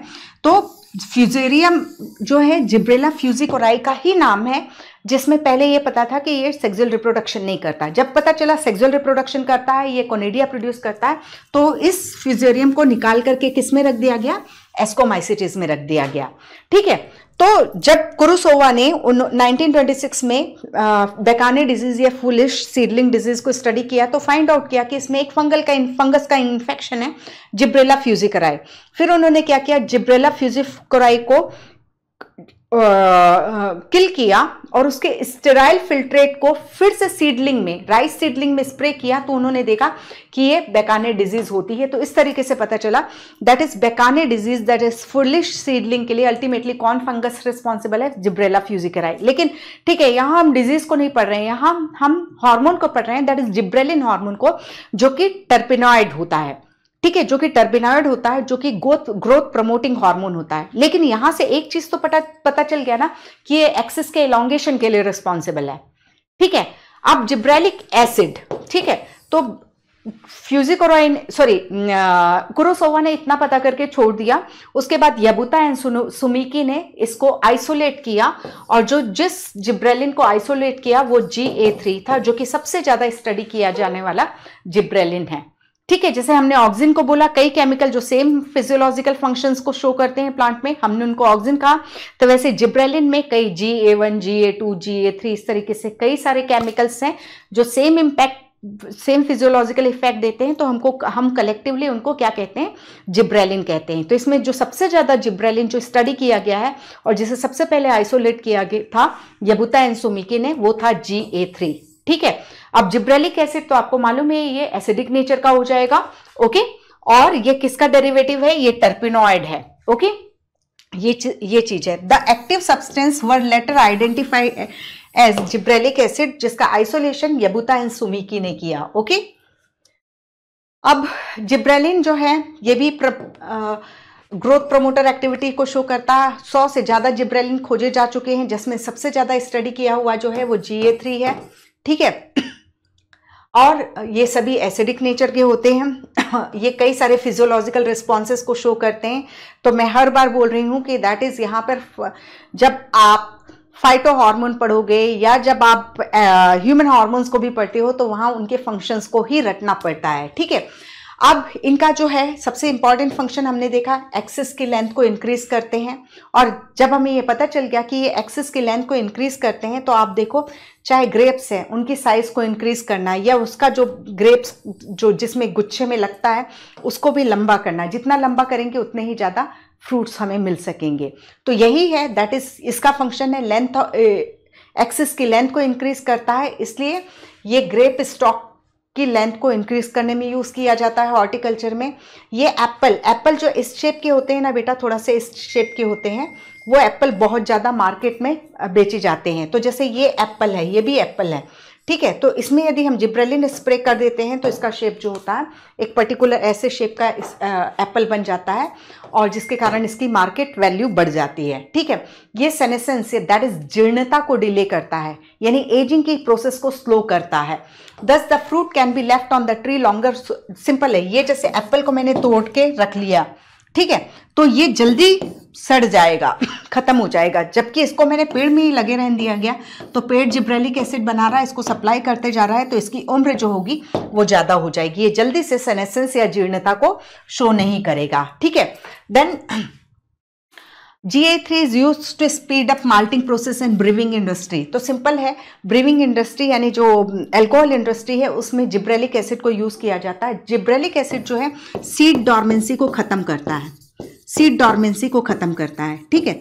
तो सिंपल है, जैसे ये बार्ली के सीड लिए गए हैं, यदि हमने इसमें जिब्रेलिक एसिड स्प्रे कर दिया, जिब्रेलिन स्प्रे कर दिया, तो ये जर्मिनेट हो जाएंगे, ठीक है। तो माल्टिंग प्रोसेस में पहले पानी डाल करके इनको जर्मिनेट कराया जाता है। जब इनका जर्मिनेशन हो जाएगा तो फिर इनको धूप में सिखा करके इनको ख़त्म कर दिया जाता है। नहीं तो क्या होगा, ये जो सीडलिंग है छोटा प्लांट निकलेगा और जो भी स्टार्च है वो खुद ही प्लांट अपनी ग्रोथ में यूज़ कर लेगा। तो जर्मिनेट करके इनको क्या किया जाता है, ड्राई कर दिया जाता है, धूप में सुखा दिया जाता है या टेम्परेचर में सुखा दिया जाता है, फिर इसको फर्मेंटेशन के लिए भेज दिया जाता है। तो स्टार्च जो है माल्टेज से माल्टोज में कन्वर्ट होगा, फिर उसके बाद जो है दैट इज ग्लूकोज में कन्वर्ट होगा, फिर वही पूरा जो हम anaerobic respiration then alcoholic fermentation देखते हैं वो पूरी प्रोसेस होगी, ठीक है। तो माल्टिंग प्रोसेस को जिब्रेलिन जो है स्पीड अप कर देता है, क्योंकि ये जो है सीड डॉर्मेंसी को ब्रेक करता है। शुगर केन, अब सिंपल है, हमने देखा कि दैट इज जो जिब्रेलिन है वो एक्सिस एलोंगेशन के लिए रिस्पॉन्सिबल है। ये स्टेम है, ये नोड है, ये नोड है, ये इंटरनोड है। यदि मैं इसमें जिब्रेलिन स्प्रे करती हूँ तो मैं देख रही हूँ कि ये जो इंटरनोड की लेंथ सपोज यहाँ 2 सेंटीमीटर की थी, तो जिब्रेलिन के कारण इस इंटरनोड की लेंथ जो है सपोज 4 सेंटीमीटर हो गई। ऐसा नहीं कि डबल हो जाती है, वो इलोंगेट हो जाता है। अब जैसे शुगर केन, गन्ने की बात करते हैं, तो शुगर केन में जो भी सुक्रोज है वो किसमें, यहाँ इंटरनोड में स्टोर्ड है। यदि इंटरनोड को हम लंबा कर देते हैं तो क्या होगा, शुगर ज़्यादा स्टोर हो जाएगी। तो शुगर केन क्रॉप में यदि 1 एकड़ में जितने भी शुगर केन लगे हैं उसमें यदि हमने जिब्रेलिन को स्प्रे कर दिया तो नॉर्मल से 20 टन प्रोडक्शन मोर हो जाता है, ठीक है। तो ये चीज है। इसके अलावा इसके अलावा कोनिफर, दैट इज पाइनस, ठीक है, सेड्रस, ये जो है पाइनस वगैरह जो है ये कोनिफर प्लांट है, जिम्नोस्पर्मिक प्लांट है। इनमें क्या होता है, यदि आप देखो जब इनमें माइक्रोस्पोरोजेनेसिस होती है और मेगास्पोरोजेनेसिस होती है और जो सीड का फॉर्मेशन होता है, जिम्नोस्पर्म फ्रूट तो बनाएंगे नहीं, सीड ही बनाएंगे, तो इस पूरी प्रोसेस में 3 साल का टाइम लगता है। यदि कोनिफर में हम जिब्रेलिन स्प्रे करते हैं तो ये जो प्रोसेस है अर्ली सीड प्रोडक्शन के लिए रिस्पॉन्सिबल होती है, ठीक है। वो जो 3 साल का ड्यूरेशन लग रहा है सीड प्रोडक्शन में वो रिड्यूस हो जाता है, ठीक है, ये है। फिर gibberellin also promote bolting effect, that is internodal elongation just prior to flowering, ठीक है। तो बोल्टिंग इफेक्ट की बात करते हैं हम। यदि बोल्टिंग इफेक्ट में आप सिंपल देखते हो पत्ता गोभी में हमें क्या खाना रहता है, दैट इज हमें पत्तियां ही खाना रहता है। पत्ता गोभी बर्ड है एक तरीके से, ठीक है, बट पत्ता गोभी जो है उसमें हमें क्या खाना है, पत्ता गोभी खाना है, ठीक है। पत्ता गोभी में आपने कभी भी फ्लावरिंग होते हुए नहीं देखी होगी, क्योंकि जब ये जो होता है ये रोजेट हैबिट है। रोजेट हैबिट यानी क्या मतलब है, ये जैसे नोड है, इनको हमने कंप्रेस कर दिया, यहाँ पत्तियां लगी थी, ठीक है। इन इंटरनोड को हम खत्म कर देते हैं, इनको बिल्कुल पास कर देते हैं, तो ये सारे नोड यहाँ पास में आ गए। तो आप देख रहे हो ये बिल्कुल एक रोज, जैसे रोज होता है बिल्कुल उस तरीके से फ्लावर जैसा दिखाई दे गया।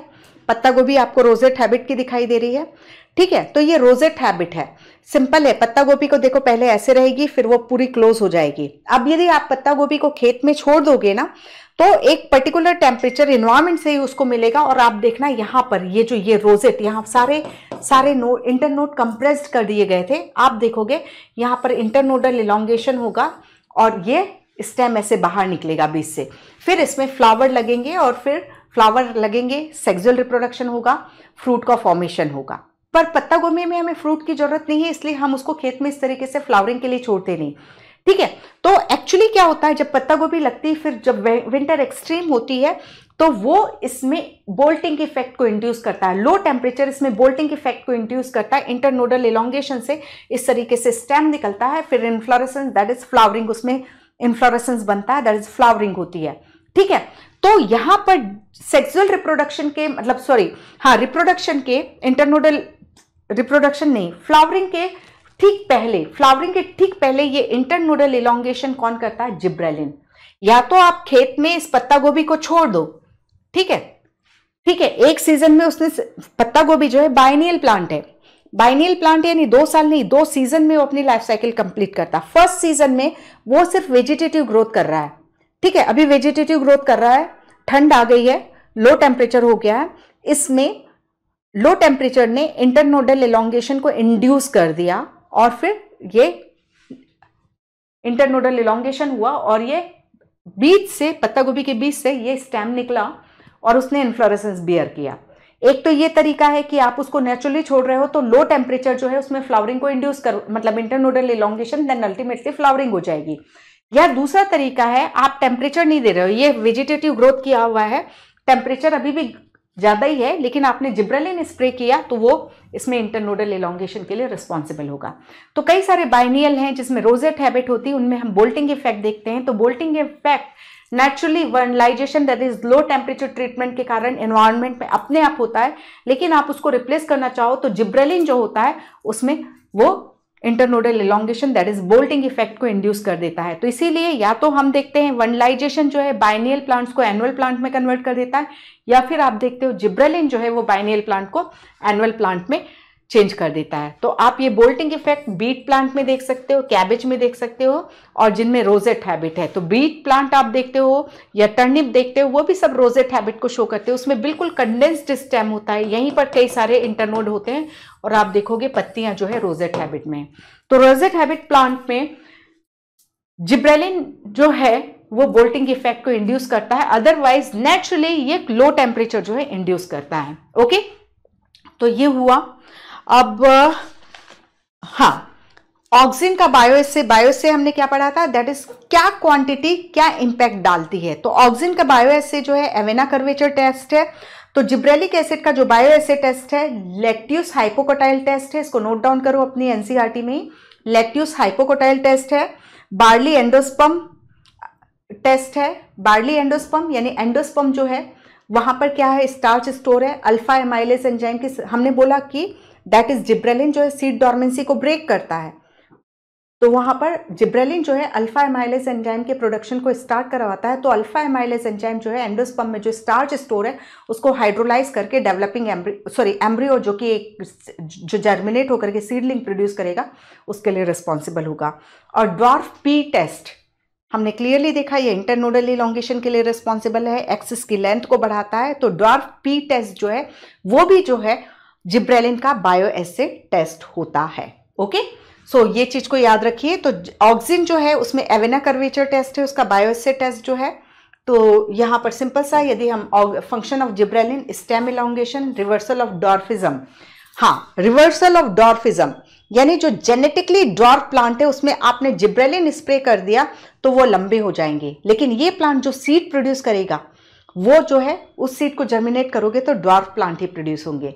तो ये बिल्कुल उसी तरीके से हर बार मैं बोलती हूँ कि क्रीम लगा करके, मतलब सिंपल सा है, जैसे टायरोनेज एंजाइम जो है वो मिलेनिन के प्रोडक्शन को रिड्यूस करता है। तो कई सारी जो वाइटनिंग क्रीम है उसमें यही रहता है, ये एंजाइम होता है जो मिलेनिन के प्रोडक्शन को कम कर देता है, जिसके कारण स्किन का कलर लाइट हो जाता है। बट जेनेटिक लेवल पे तो कोई चेंजेस नहीं लाया ना। उसी तरीके से जिब्रेलिन है, एक जो जेनेटिकली डॉर्फ प्लांट है उसमें यदि आपने जिब्रेलिन स्प्रे कर दिया तो उसको टॉल तो कर देगा, लेकिन इस जो आर्टिफिशियली यानी जिब्रेलिन के इंडक्शन में जो टॉल हुआ उसके जो सीड बनेंगे वो डॉर्फ प्लांट को ही प्रोड्यूस करेंगे। ठीक है, एंजाइम अल्फा एमाइलेज एंजाइम की सिंथेसिस को करवाता है। सब्स्टिट्यूशन ऑफ फर्टिलाइजेशन जो बोल्टिंग इफेक्ट में या तो कोल्ड टेम्परेचर जो है बोल्टिंग के इफेक्ट को इंड्यूस करता है या फिर उसकी जगह जिब्रेलिन। हमने क्लियरली इस लाइन को बहुत अच्छे से याद रखो, एडवांस क्वेश्चन में ये हो सकता है। बाइनियल प्लांट को एनुअल प्लांट में या तो वर्नलाइजेशन लो टेम्परेचर से कन्वर्ट किया जा सकता है, या बाइनियल प्लांट को एनुअल प्लांट में जिब्रेलिन कन्वर्ट कर सकता है। ठीक है, ये हो गया। ओके, अब इसके बाद हम स्टार्ट करते हैं, that is cytokinin. Okay, so next जो है दैट इज साइटोकाइनिन। तो साइटोकाइनिन, इसको हम फाइटोकाइनिन मतलब साइटोकाइनिन ही याद रखिए। Cytokinin, cytokinesis, cytokinesis that is cell division. ठीक है, इस तरीके से इसके नाम को आइडेंटिफाई करो। तो इसकी खोज भी जो है एक्सीडेंटल ही थी, मतलब ओके, मतलब कोई पर्टिकुलरली इसको नहीं खोजा जा रहा था, लेकिन ये हमें ये प्लांट हार्मोन के बारे में पता चल गया। एक्चुअली स्कूक एंड मिलर जो है वो एक उन्होंने टोबैको स्टेम का इंटरनोड, ये टोबैको स्टेम है, इसके इंटरनोड से सेल्स को निकाला, ठीक है, और उसको कल्चर कर रहे थे। ठीक है, तो वो सोच रहे थे कि अब ये जो यहाँ से इंटरनोडल सेगमेंट से जो टिश्यू निकाले हैं उनको उन्होंने सब चीज़ दी, ऑक्सीजन दिया, न्यूट्रिएंट दिए, इसका कल्चर कर रहे थे और इसको डिवाइड होना चाहिए था। बट वो बहुत दिन तक वेट करते रहे, लेकिन ये जो इंटरनोडल सेगमेंट के टोबैको प्लांट के जो टिश्यू थे वो डिवीजन शो नहीं कर रहे। तो उन्होंने खींच के क्या किया, that is vascular tissue, that is phloem, और वहां पर जो डिग्रेडेड यीस्ट थे उन सबको इसमें डाल दिया। तो उन्होंने देखा कि ये जो टिश्यू है ये प्रोलिफरेट होकर के इन्होंने कैलस को प्रोड्यूस कर लिया। Callus that is undifferentiated mass of tissue. ठीक है, हम एक सेल ले रहे हैं और इसमें हमने ऑक्सीजन डाला हुआ है, न्यूट्रिएंट डाला हुआ है, लेकिन ये अभी डिवाइड नहीं हो रहा है। तो यही चीज हो रही थी स्कूक एंड मिलर के साथ। फिर उन्होंने इसमें यीस्ट का एक्सट्रैक्ट डाल दिया, वेस्कुलर टिश्यू का एक्सट्रैक्ट डाल दिया। तो फाइनली उन्होंने देखा कि इसमें डिवीजन हुआ और undifferentiated mass of tissue that is callus का फॉर्मेशन हो गया। ठीक है, इस तरीके से खोज हुई। तो यही लिखा हुआ है, that is internodal segment of tobacco stem, the callus proliferated only if addition to oxygen, इस चीज को याद रखें, the nutrient medium was supplemented with one of the following: extract of vascular tissue, ठीक है, यीस्ट एक्सट्रैक्ट या coconut milk या DNA डालने पर उन्होंने देखा। इस चीज को अच्छे से नोट डाउन करना। ठीक है, कुछ वेस्कुलर टिश्यू का एक्सट्रैक्ट डालो या यीस्ट डालो, यीस्ट एक्सट्रैक्ट डालो या कोकोनट मिल्क डालो या डीएनए डालो। तो उन्होंने देखा कि फिर ये जो है, जो यहाँ पर अभी सेल डिवीजन नहीं हो रहा था, सेल डिवीजन हुआ और कैलस का प्रोडक्शन हुआ। ठीक है, तो सबसे यहाँ पर स्कूक एंड मिलर ने फिर इसको लेटर बाद में आइडेंटिफाई किया और इसे साइटोकाइनिन नाम भी दिया। ठीक है, और सबसे पहले ये जो है हेरिंग फिश है, उसके स्पर्म से काइनेटिन को ऑब्टेन किया गया था। काइनेटिन जो है एडेनिन डेरिवेटिव है, दैट इज 6 परफ्यूराइल अमीनोप्यूरिन, 6 परफ्यूराइल अमीनोप्यूरिन। ठीक है, एडेनिन डेरिवेटिव, प्यूरिन में भी एडेनिन ना कि ग्वानिन, एडेनिन डेरिवेटिव है, दैट इज काइनेटिन। प्लांट से ऑब्टेन नहीं किया है काइनेटिन, हेरिंग फिश के स्पर्म से आइसोलेट किया गया और उसका नाम स्कूक मिलर ने क्या रखा, दैट इज काइनेटिन रखा। तो काइनेटिन फाइटो हार्मोन नहीं है, ये एनिमल से मिला था। ठीक है, फिर इसके बाद इसको कॉर्न जो मक्का है उससे लिथाम ने ऑब्टेन किया और इसका नाम जो प्लांट से मिला उसका नाम रखा जियाटिन। ठीक है, तो जैसे हमने ऑक्सीजन जिब्रेलिन में देखा, कई सारे केमिकल्स हैं, उनको कलेक्टिवली हम बोलते हैं। तो साइटोकाइनिन वो प्लांट हार्मोन है जो सेल डिवीजन को प्रमोट कराता है, और यहाँ पे भी कई सारे हैं। तो kinetin is a type of cytokinin, zeatin is a type of cytokinin. ठीक है, जियाटिन जो है कॉर्न से ऑब्टेन किया था। ओके, तो ये जो काइनेटिन है वो एडेनिन, मतलब सभी काइनेटिन एडेनिन डेरिवेटिव हैं, और काइनेटिन जो है 6 परफ्यूराइल अमीनोप्यूरिन है। ओके, अब यहाँ पर आप सिंपल सा देख लो, ये जियाटिन, एडेनिन में आपको मालूम ही है ना डबल रिंग होती है, 7th और 9th 1 3 7 9 पोजीशन पर नाइट्रोजन होता है। Cytokinin have specific effect on cytokinesis, that is cell division पे, and were discovered as kinetin a modified of adenine a purine from the autoclaved herring sperm DNA. Kinetin जो है plants में नहीं मिलता है। प्लांट में कौन है जो सेल डिवीजन को प्रमोट करता है, तो लिथाम ने इसको फाइंड आउट किया और जियाटिन कहा, और ये कॉर्न कैरेनल दैट इज कॉर्न के एंडोस्पर्म से ऑब्टेन किया गया था। जियाटिन के डिस्कवरी के बाद बहुत सारे नेचुरल ऑकरिंग साइटोकाइनिन्स मिले हैं और कुछ सिंथेटिक कंपाउंड भी हैं जो कि साइटोकाइनिन की एक्टिविटी को शो करते हैं। प्लांट जो है वो साइटोकाइनिन को कहाँ सिंथेसाइज कराता है, जहां रैपिड सेल डिवीजन हो रहा है, जैसे कि रूट एपेक्स, शूट अपेक्स और यंग फ्रूट। यहाँ सेल डिवीजन बहुत ज़्यादा होता है, तो इन्हें यहाँ साइटोकाइनिन को बनाना ही पड़ेगा, क्योंकि सेल डिवीजन के लिए रिस्पॉन्सिबल है ये हार्मोन। तो रूट शूट अपेक्स में बनता है, जैसा कि ऑक्सिन भी रूट शूट अपेक्स में बन रहा था। ठीक है, ये नई लीव्स का प्रोडक्शन करता है, नई लीफ का प्रोडक्शन करता है। ठीक है, लीफ में क्लोरोप्लास्ट बनाता है। लेटरल शूट ग्रोथ, ठीक है, लेटरल रूट ग्रोथ कौन बना रहा था, एडवेंटिशियस रूट कौन बना रहा था, ऑक्सिन बना रहा था।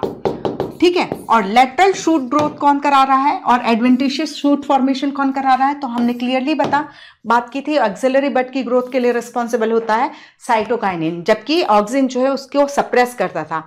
एडवेंटिशियस शूट फॉर्मेशन, तो इसका मतलब क्या होता है, नॉर्मल शूट किससे बनता है, प्लूम्यूल से। प्लूम्यूल के अलावा कहीं और से शूट डेवलप करा रहे हो तो वो कहलाएगा एडवेंटिशियस शूट फॉर्मेशन। ठीक है, ये एपिकल डोमिनेंस को ओवरकम करता है, क्योंकि ये लेटरल बड की ग्रोथ को प्रमोट करता है। ठीक है, they promote nutrient mobilization which help in the delay of the leaf senescence. तो सिंपल है, ये है एक लीफ है, ठीक है, ये लीफ है, इसकी लाइफ 10 दिन की थी। ठीक है, 10वें दिन इसको गिर जाना था, लेकिन यदि मैं यहाँ पर इस पर साइटोकाइनिन स्प्रे करती हूँ, ये अभी सपोज प्लांट में ही लिखा है, तो प्लांट में हर एक की एक डेफिनेट लाइफ स्पान होता है, 10 दिन में गिर जाना था। लेकिन यदि मैं यहाँ पर साइटोकाइनिन स्प्रे कर देती हूँ तो न्यूट्रिएंट यहाँ पर आ जाएंगे। न्यूट्रिएंट, यदि यहाँ पर न्यूट्रिएंट मोबिलाइजेशन हो गया, लीफ को न्यूट्रिएंट मिल गए, ठीक है, तो अपना फोटोसिंथेसिस करेगी, वो 10वें दिन नहीं गिरेगी। तो ये सेनेसेंस को डिले करता है। जिब्रेलिन भी सेनेसेंस को डिले करता है। ऑक्सिन में हमने पढ़ा ओल्डर पार्ट्स में ये सेनेसेंस को प्रमोट करता है, तो एंटी सेनेसेंस हार्मोन के नाम से भी ये जाना जाता है। ठीक है, और न्यूट्रिएंट मोबिलाइजेशन के कारण ये सेनेसेंस को डिले कर रहा है। क्लोरोफिल के डिग्रेडेशन को प्रिवेंट करता है, और क्लोरोफिल के डिग्रेडेशन को प्रिवेंट करता है और न्यूट्रिएंट मोबिलाइजेशन कराता है। इसको हम रिचमंड लैंग इफेक्ट के नाम से जानते हैं। ठीक है, तो ये होता है साइटोकाइनिन का फंक्शन। ओके, अब चलिए अब हम next plant hormone that is ethylene को पढ़ते हैं। और इथाइलिन जो है गैसियस हार्मोन है। इथाइलिन जो है वो गैसियस हार्मोन है, और मेनली ये, यदि आपको इसको ग्रोथ प्रमोटर या ग्रोथ इनहिबिटर बोलना है तो आप इसको ग्रोथ इनहिबिटर बोलोगे। ठीक है, तो H.H. कोजिन जो 1910 में उन्होंने ये बताया कि ऑरेंज से कुछ वोलेटाइल सब्सटेंस रिलीज होते हैं जो कि कच्चे बनाना को पका देते हैं। ठीक है, तो यहाँ ईयर मेंशन है। ठीक है, इसके अलावा हमने जिब्रेला फ्यूजिकोराई दैट इज कुरुसोवा में 1926 ईयर को पढ़ा है बेकाने डिजीज के रिलेशन में। ठीक है, तो जहां जहां पे भी एनसीईआरटी में ईयर मेंशन है उसको आपको बहुत अच्छे से करना है। तो यहाँ पर H.H. कोजिन जो है उन्होंने 1910 में नोट किया कि जो पके हुए ऑरेंजेस हैं उससे कुछ वोलेटाइल सब्सटेंस जो हैं वो रॉ बनाना को पका देते हैं, राइप कर देते हैं। ठीक है, और फाइनली ये पता चला कि ये वोलेटाइल सब्सटेंस कुछ नहीं बल्कि इथाइलिन है, जो कि ओनली गैसियस पीजीआर है। ठीक है, अब ये जो है ये उन टिश्यू में बहुत अधिक मात्रा में सिंथेसाइज होता है जिनमें जीर्णता आ रही है, सेनेसेंस। ठीक है, जिसमें एजिंग की प्रोसेस हो रही है, वो अब गिरने वाले हैं, खत्म होने वाले हैं। तो ऐसे प्लांट पार्ट या टिश्यू में इथाइलिन की ज्यादा सिंथेसिस होती है, और राइपनिंग फ्रूट जो होते हैं, पकते हुए फलों में इसकी सिंथेसिस बहुत ज्यादा देखने को मिलती है। ठीक है, इसके अलावा आप देखो तो डाइकॉट सीडलिंग में ये सब चीज को बहुत ध्यान से पढ़ना बेटा। सीडलिंग की हॉरिजॉन्टल ग्रोथ के लिए, और इसकी ये जो सीडलिंग की एक्सिस की स्वेलिंग के लिए, और एपिकल हुक के फॉर्मेशन के लिए, ये एपिकल हुक होता है। ठीक है, एपिकल हुक के फॉर्मेशन के लिए इथाइलिन रिस्पॉन्सिबल होता है डाइकॉट सीडलिंग में। तो डाइकॉट सीडलिंग में इसका इंपैक्ट जो है horizontal growth of seedling, swelling of the axis and apical hook formation देखते हैं। इसके बाद आप देखो ये जो है सेनेसेंस और एब्सिशन को प्रमोट करता है, specially in leaf and flower. तो सिंपल है, आपने देखा कि जो सेनेसाइजिंग ऑर्गन है जिनमें जीर्णता हो रही है उसमें इथाइलिन की ज्यादा सिंथेसिस हो रही है, यानी वहां पर ज्यादा बन रहा है, यानी वहां पर वो उसको तोड़ने का, विलगन करने का, एब्सिशन यानी टूट के अलग हो जाएगा। ठीक है, जैसे ये स्टेम है और यहाँ पर ये पत्ती लगी हुई है, तो ये टूट के अलग हो जाएगी, इसको हम विलगन कहते हैं। तो यहाँ पर जैसे ये लीफ बेस है, यहाँ पर एक एब्सिशन लेयर बनेगी, तो एब्सिशन लेयर के फॉर्मेशन में रोल प्ले करता है इथाइलिन। ठीक है, फ्रूट राइपनिंग में तो हम इसका रोल मालूम ही है। ये जो है फ्रूट में रेस्पिरेशन रेट को इंक्रीज कर देता है, जिसे कि हम रेस्पिरेटरी क्लाइमेटिक के नाम से जानते हैं, that is known as respiratory climacteric. ठीक है, ये पटेटो में, ठीक है, पटेटो ट्यूबर है, यहाँ पर ये डिप्रेस्ड एरिया है जिसको हम आई कह रहे हैं, जहां पर एक्सिलरी बड प्रेजेंट है। तो ये जो है आप देखोगे पटेटो ट्यूबर और पीनट के सीड में ये सीड और बड डॉर्मेंसी को ब्रेक करता है।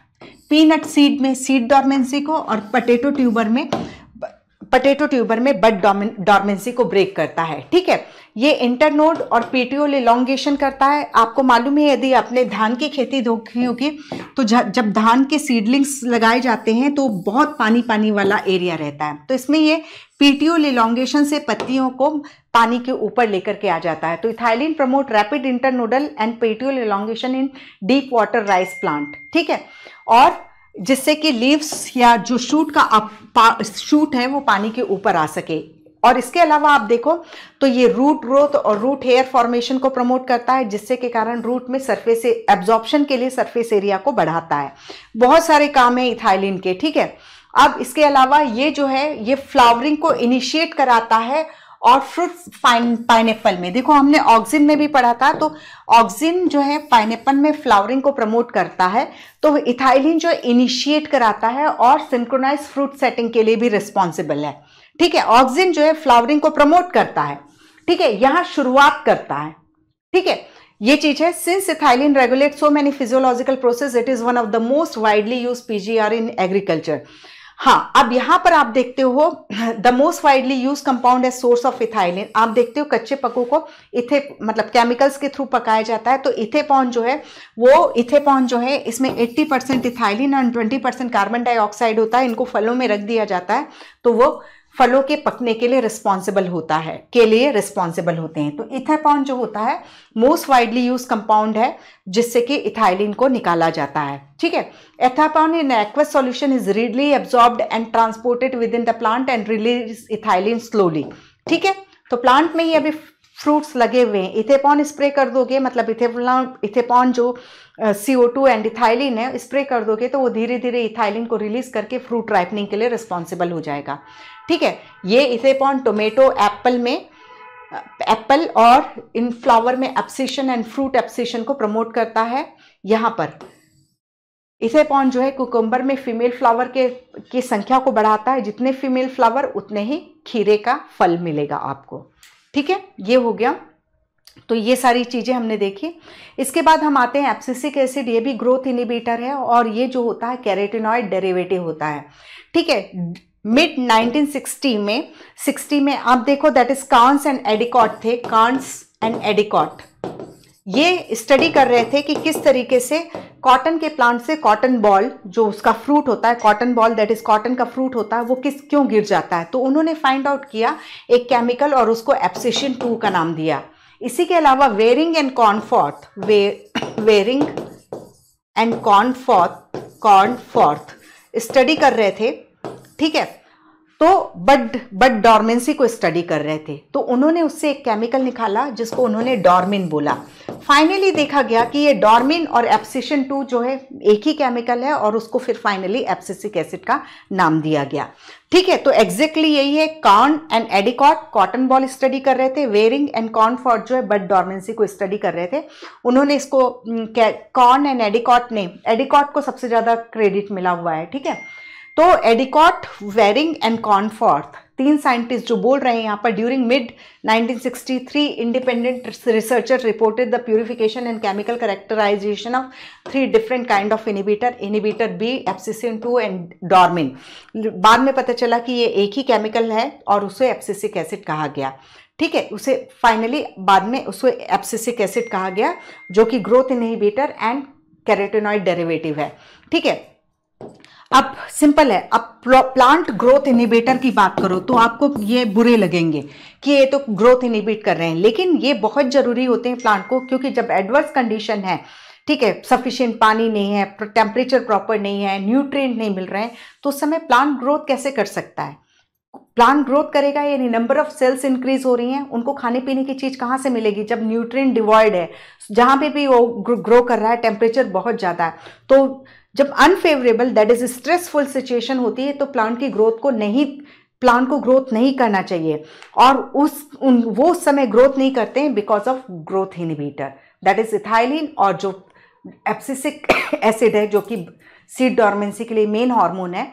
मतलब सीड बन गया लेकिन सीड के जर्मिनेशन के लिए फेवरेबल कंडीशन नहीं है तो उसको डॉर्मेंट रखना ही जरूर अच्छा है ना, और जब फेवरेबल कंडीशन आएगी तो एब्सिसिक एसिड का लेवल डाउन हो जाएगा और जिब्रेलिक एसिड का लेवल बढ़ जाएगा। जिब्रेलिक एसिड जहां सीड डॉर्मेंसी को ब्रेक करता है, एब्सिसिक एसिड जो है सीड डॉर्मेंसी को प्रिवेंट कराता है। तो ऐसा नहीं है कि ये दोनों लड़ रहे हैं, क्या कंडीशन है उस हिसाब से ये हार्मोन्स काम करते हैं, ठीक है। तो सिंपल है, ये जो एब्सिसिक एसिड है उसको एब्सिशन एंड डॉर्मेंसी के लिए खोजा गया था, लेकिन इसके बाद देखा गया ये बहुत सारे और भी काम करता है। ये जनरल प्लांट ग्रोथ इनहिबिटर है और स्ट्रेसफुल सिचुएशन में प्लांट को सर्वाइव करके निकाल करके ले जाता है, ठीक है। अब ABA inhibit seed germination, abscisic acid stimulate, हाँ अब पानी नहीं है तो स्टोमेटा क्लोजर के लिए एब्सिसिक एसिड रिस्पॉन्सिबल होता है। मान लो हमें मालूम है कि जब ट्रांसपिरेशन होता है तो पौधे ने सपोज 10 लीटर वाटर एब्जॉर्ब किया है उसके रूट ने, तो उसमें से 10 लीटर में 9.9 लीटर जो है वो रेस्पायर कर दिया जाएगा, ठीक, सॉरी ट्रांसपायर कर दिया जाएगा। पानी ऑलरेडी नहीं है और ट्रांसपिरेशन कराने का कोई मतलब है क्या? तो उस केस में यदि वाटर स्ट्रेस कंडीशन है तो एब्सिसिक एसिड जो है क्लोजर ऑफ स्टोमेटा के लिए रिस्पॉन्सिबल होता है, ठीक है, इन स्ट्रेस वाटर स्ट्रेस कंडीशन में। तो इस वजह से मतलब कोई भी एडवर्स कंडीशन है उसकी उस समय प्लांट को जिंदा रखने का काम जो है ये एब्सिसिक एसिड करवाता है। तो एब्सिसिक एसिड को हम स्ट्रेस हार्मोन के नाम से भी जानते हैं, okay. ABA play important role in seed development, maturation and seed dormancy, ठीक है। सीड का डेवलपमेंट, उससे फिर हम देखते हैं कि सीड में जो पानी है उसके पानी को कम कर दिया जाता है, 10 to 15%। सीड का जो भी मास है उसका सिर्फ 10 से 15% ही पानी बचता है, वो ये काम ही करवा करके देता है। और सीड में पानी कम करके एंजाइमेटिक एक्टिविटी के लिए पानी चाहिए, हमने सीड से पानी को विड्रॉ करा दिया, सिर्फ 10 से 15% पानी छोड़ा, रहने दिया सीड में, तो अपने आप मेटाबॉलिज्म स्लो डाउन हो गया, और मेटाबॉलिज्म स्लो डाउन हुआ दैट इज सीड डॉर्मेंसी हो गई। By inducing dormancy, ABA helps seed to withstand desiccation and other factor unfavorable for growth. In most situation, ABA acts as antagonist to GA, ठीक है। We में ठीक है। अब यहाँ पर सिंपल सा है, अब यहाँ पर हमने देखा कि सिंपल है, यदि आप देखते हो साइटोकाइनिन और ऑक्सिन को तो वो लेटरल बड की ग्रोथ के लिए एक दूसरे के आमने सामने खड़े रहते हैं। Seed dormancy, seed breaking, seed dormancy breaking जो है जिब्रेलिक एसिड, तो सीड डॉर्मेंसी को प्रमोट करता है एब्सिसिक एसिड। तो क्या सिचुएशन है उस हिसाब से हार्मोन जो है कभी हार्मोन जो है एंटागोनिस्टिक इफेक्ट भी देते हैं और as well as synergistic effect भी देते हैं, ठीक है, सिनर्जिस्टिक इफेक्ट भी देते हैं। जैसे कि हमने क्लियरली देखा जिब्रेलिक एसिड और साइटोकाइनिन सेनेसेंस को डिले करते हैं, ठीक है। एंटागोनिस्टिक इफेक्ट में लेटरल बड की growth, auxin versus cytokinin, seed dormancy के केस में gibberellic acid versus abscisic acid. तो जो सिचुएशन होगी उस हिसाब से हम देखते हैं हार्मोन्स का काम होता है। अब इसके बाद हम देखते हैं, remember the role of PGR is only one kind of intrinsic control, जो कि इंटरसेलुलर रेगुलेशन के लिए रिस्पॉन्सिबल है। इंट्रासेलुलर में हमने जेनेटिक फैक्टर देखा था। Along with genomic control and extrinsic factor they play an important role in plant growth and development. Many of the extrinsic factors such as temperature and light control plant growth and development via PGR, ठीक है। तो ये जो line है, तो actually अब हम photoperiodism and वनलाइजेशन नहीं पढ़ते, अदरवाइज फोटोपीरियोडिज्म में एक हाइपोथेटिकल हार्मोन दैट इज फ्लोरोजिन को पढ़ा जाता है, जो कि लाइट के इंपैक्ट में फ्लावरिंग को इंड्यूस करता है। वैसे वनलाइजेशन में एक केमिकल दैट इज वर्नेलिन को माना गया है जो कि फ्लावरिंग को एक्सेलरेट करता है, ठीक है। तो ये अब हमारे सिलेबस में फोटोपीरियोडिज्म और वनलाइजेशन नहीं है। Some of such event could be vernalisation, flowering, dormancy, seed germination, plant movement etcetera, okay. तो ये चीज है। अब ये हमने देख ही लिया है, इसके फंक्शंस को सभी को देख लिया है। सो कुल मिलाकर के प्लांट ग्रोथ हार्मोन्स जो हैं वो यहाँ पर कंप्लीट होते हैं।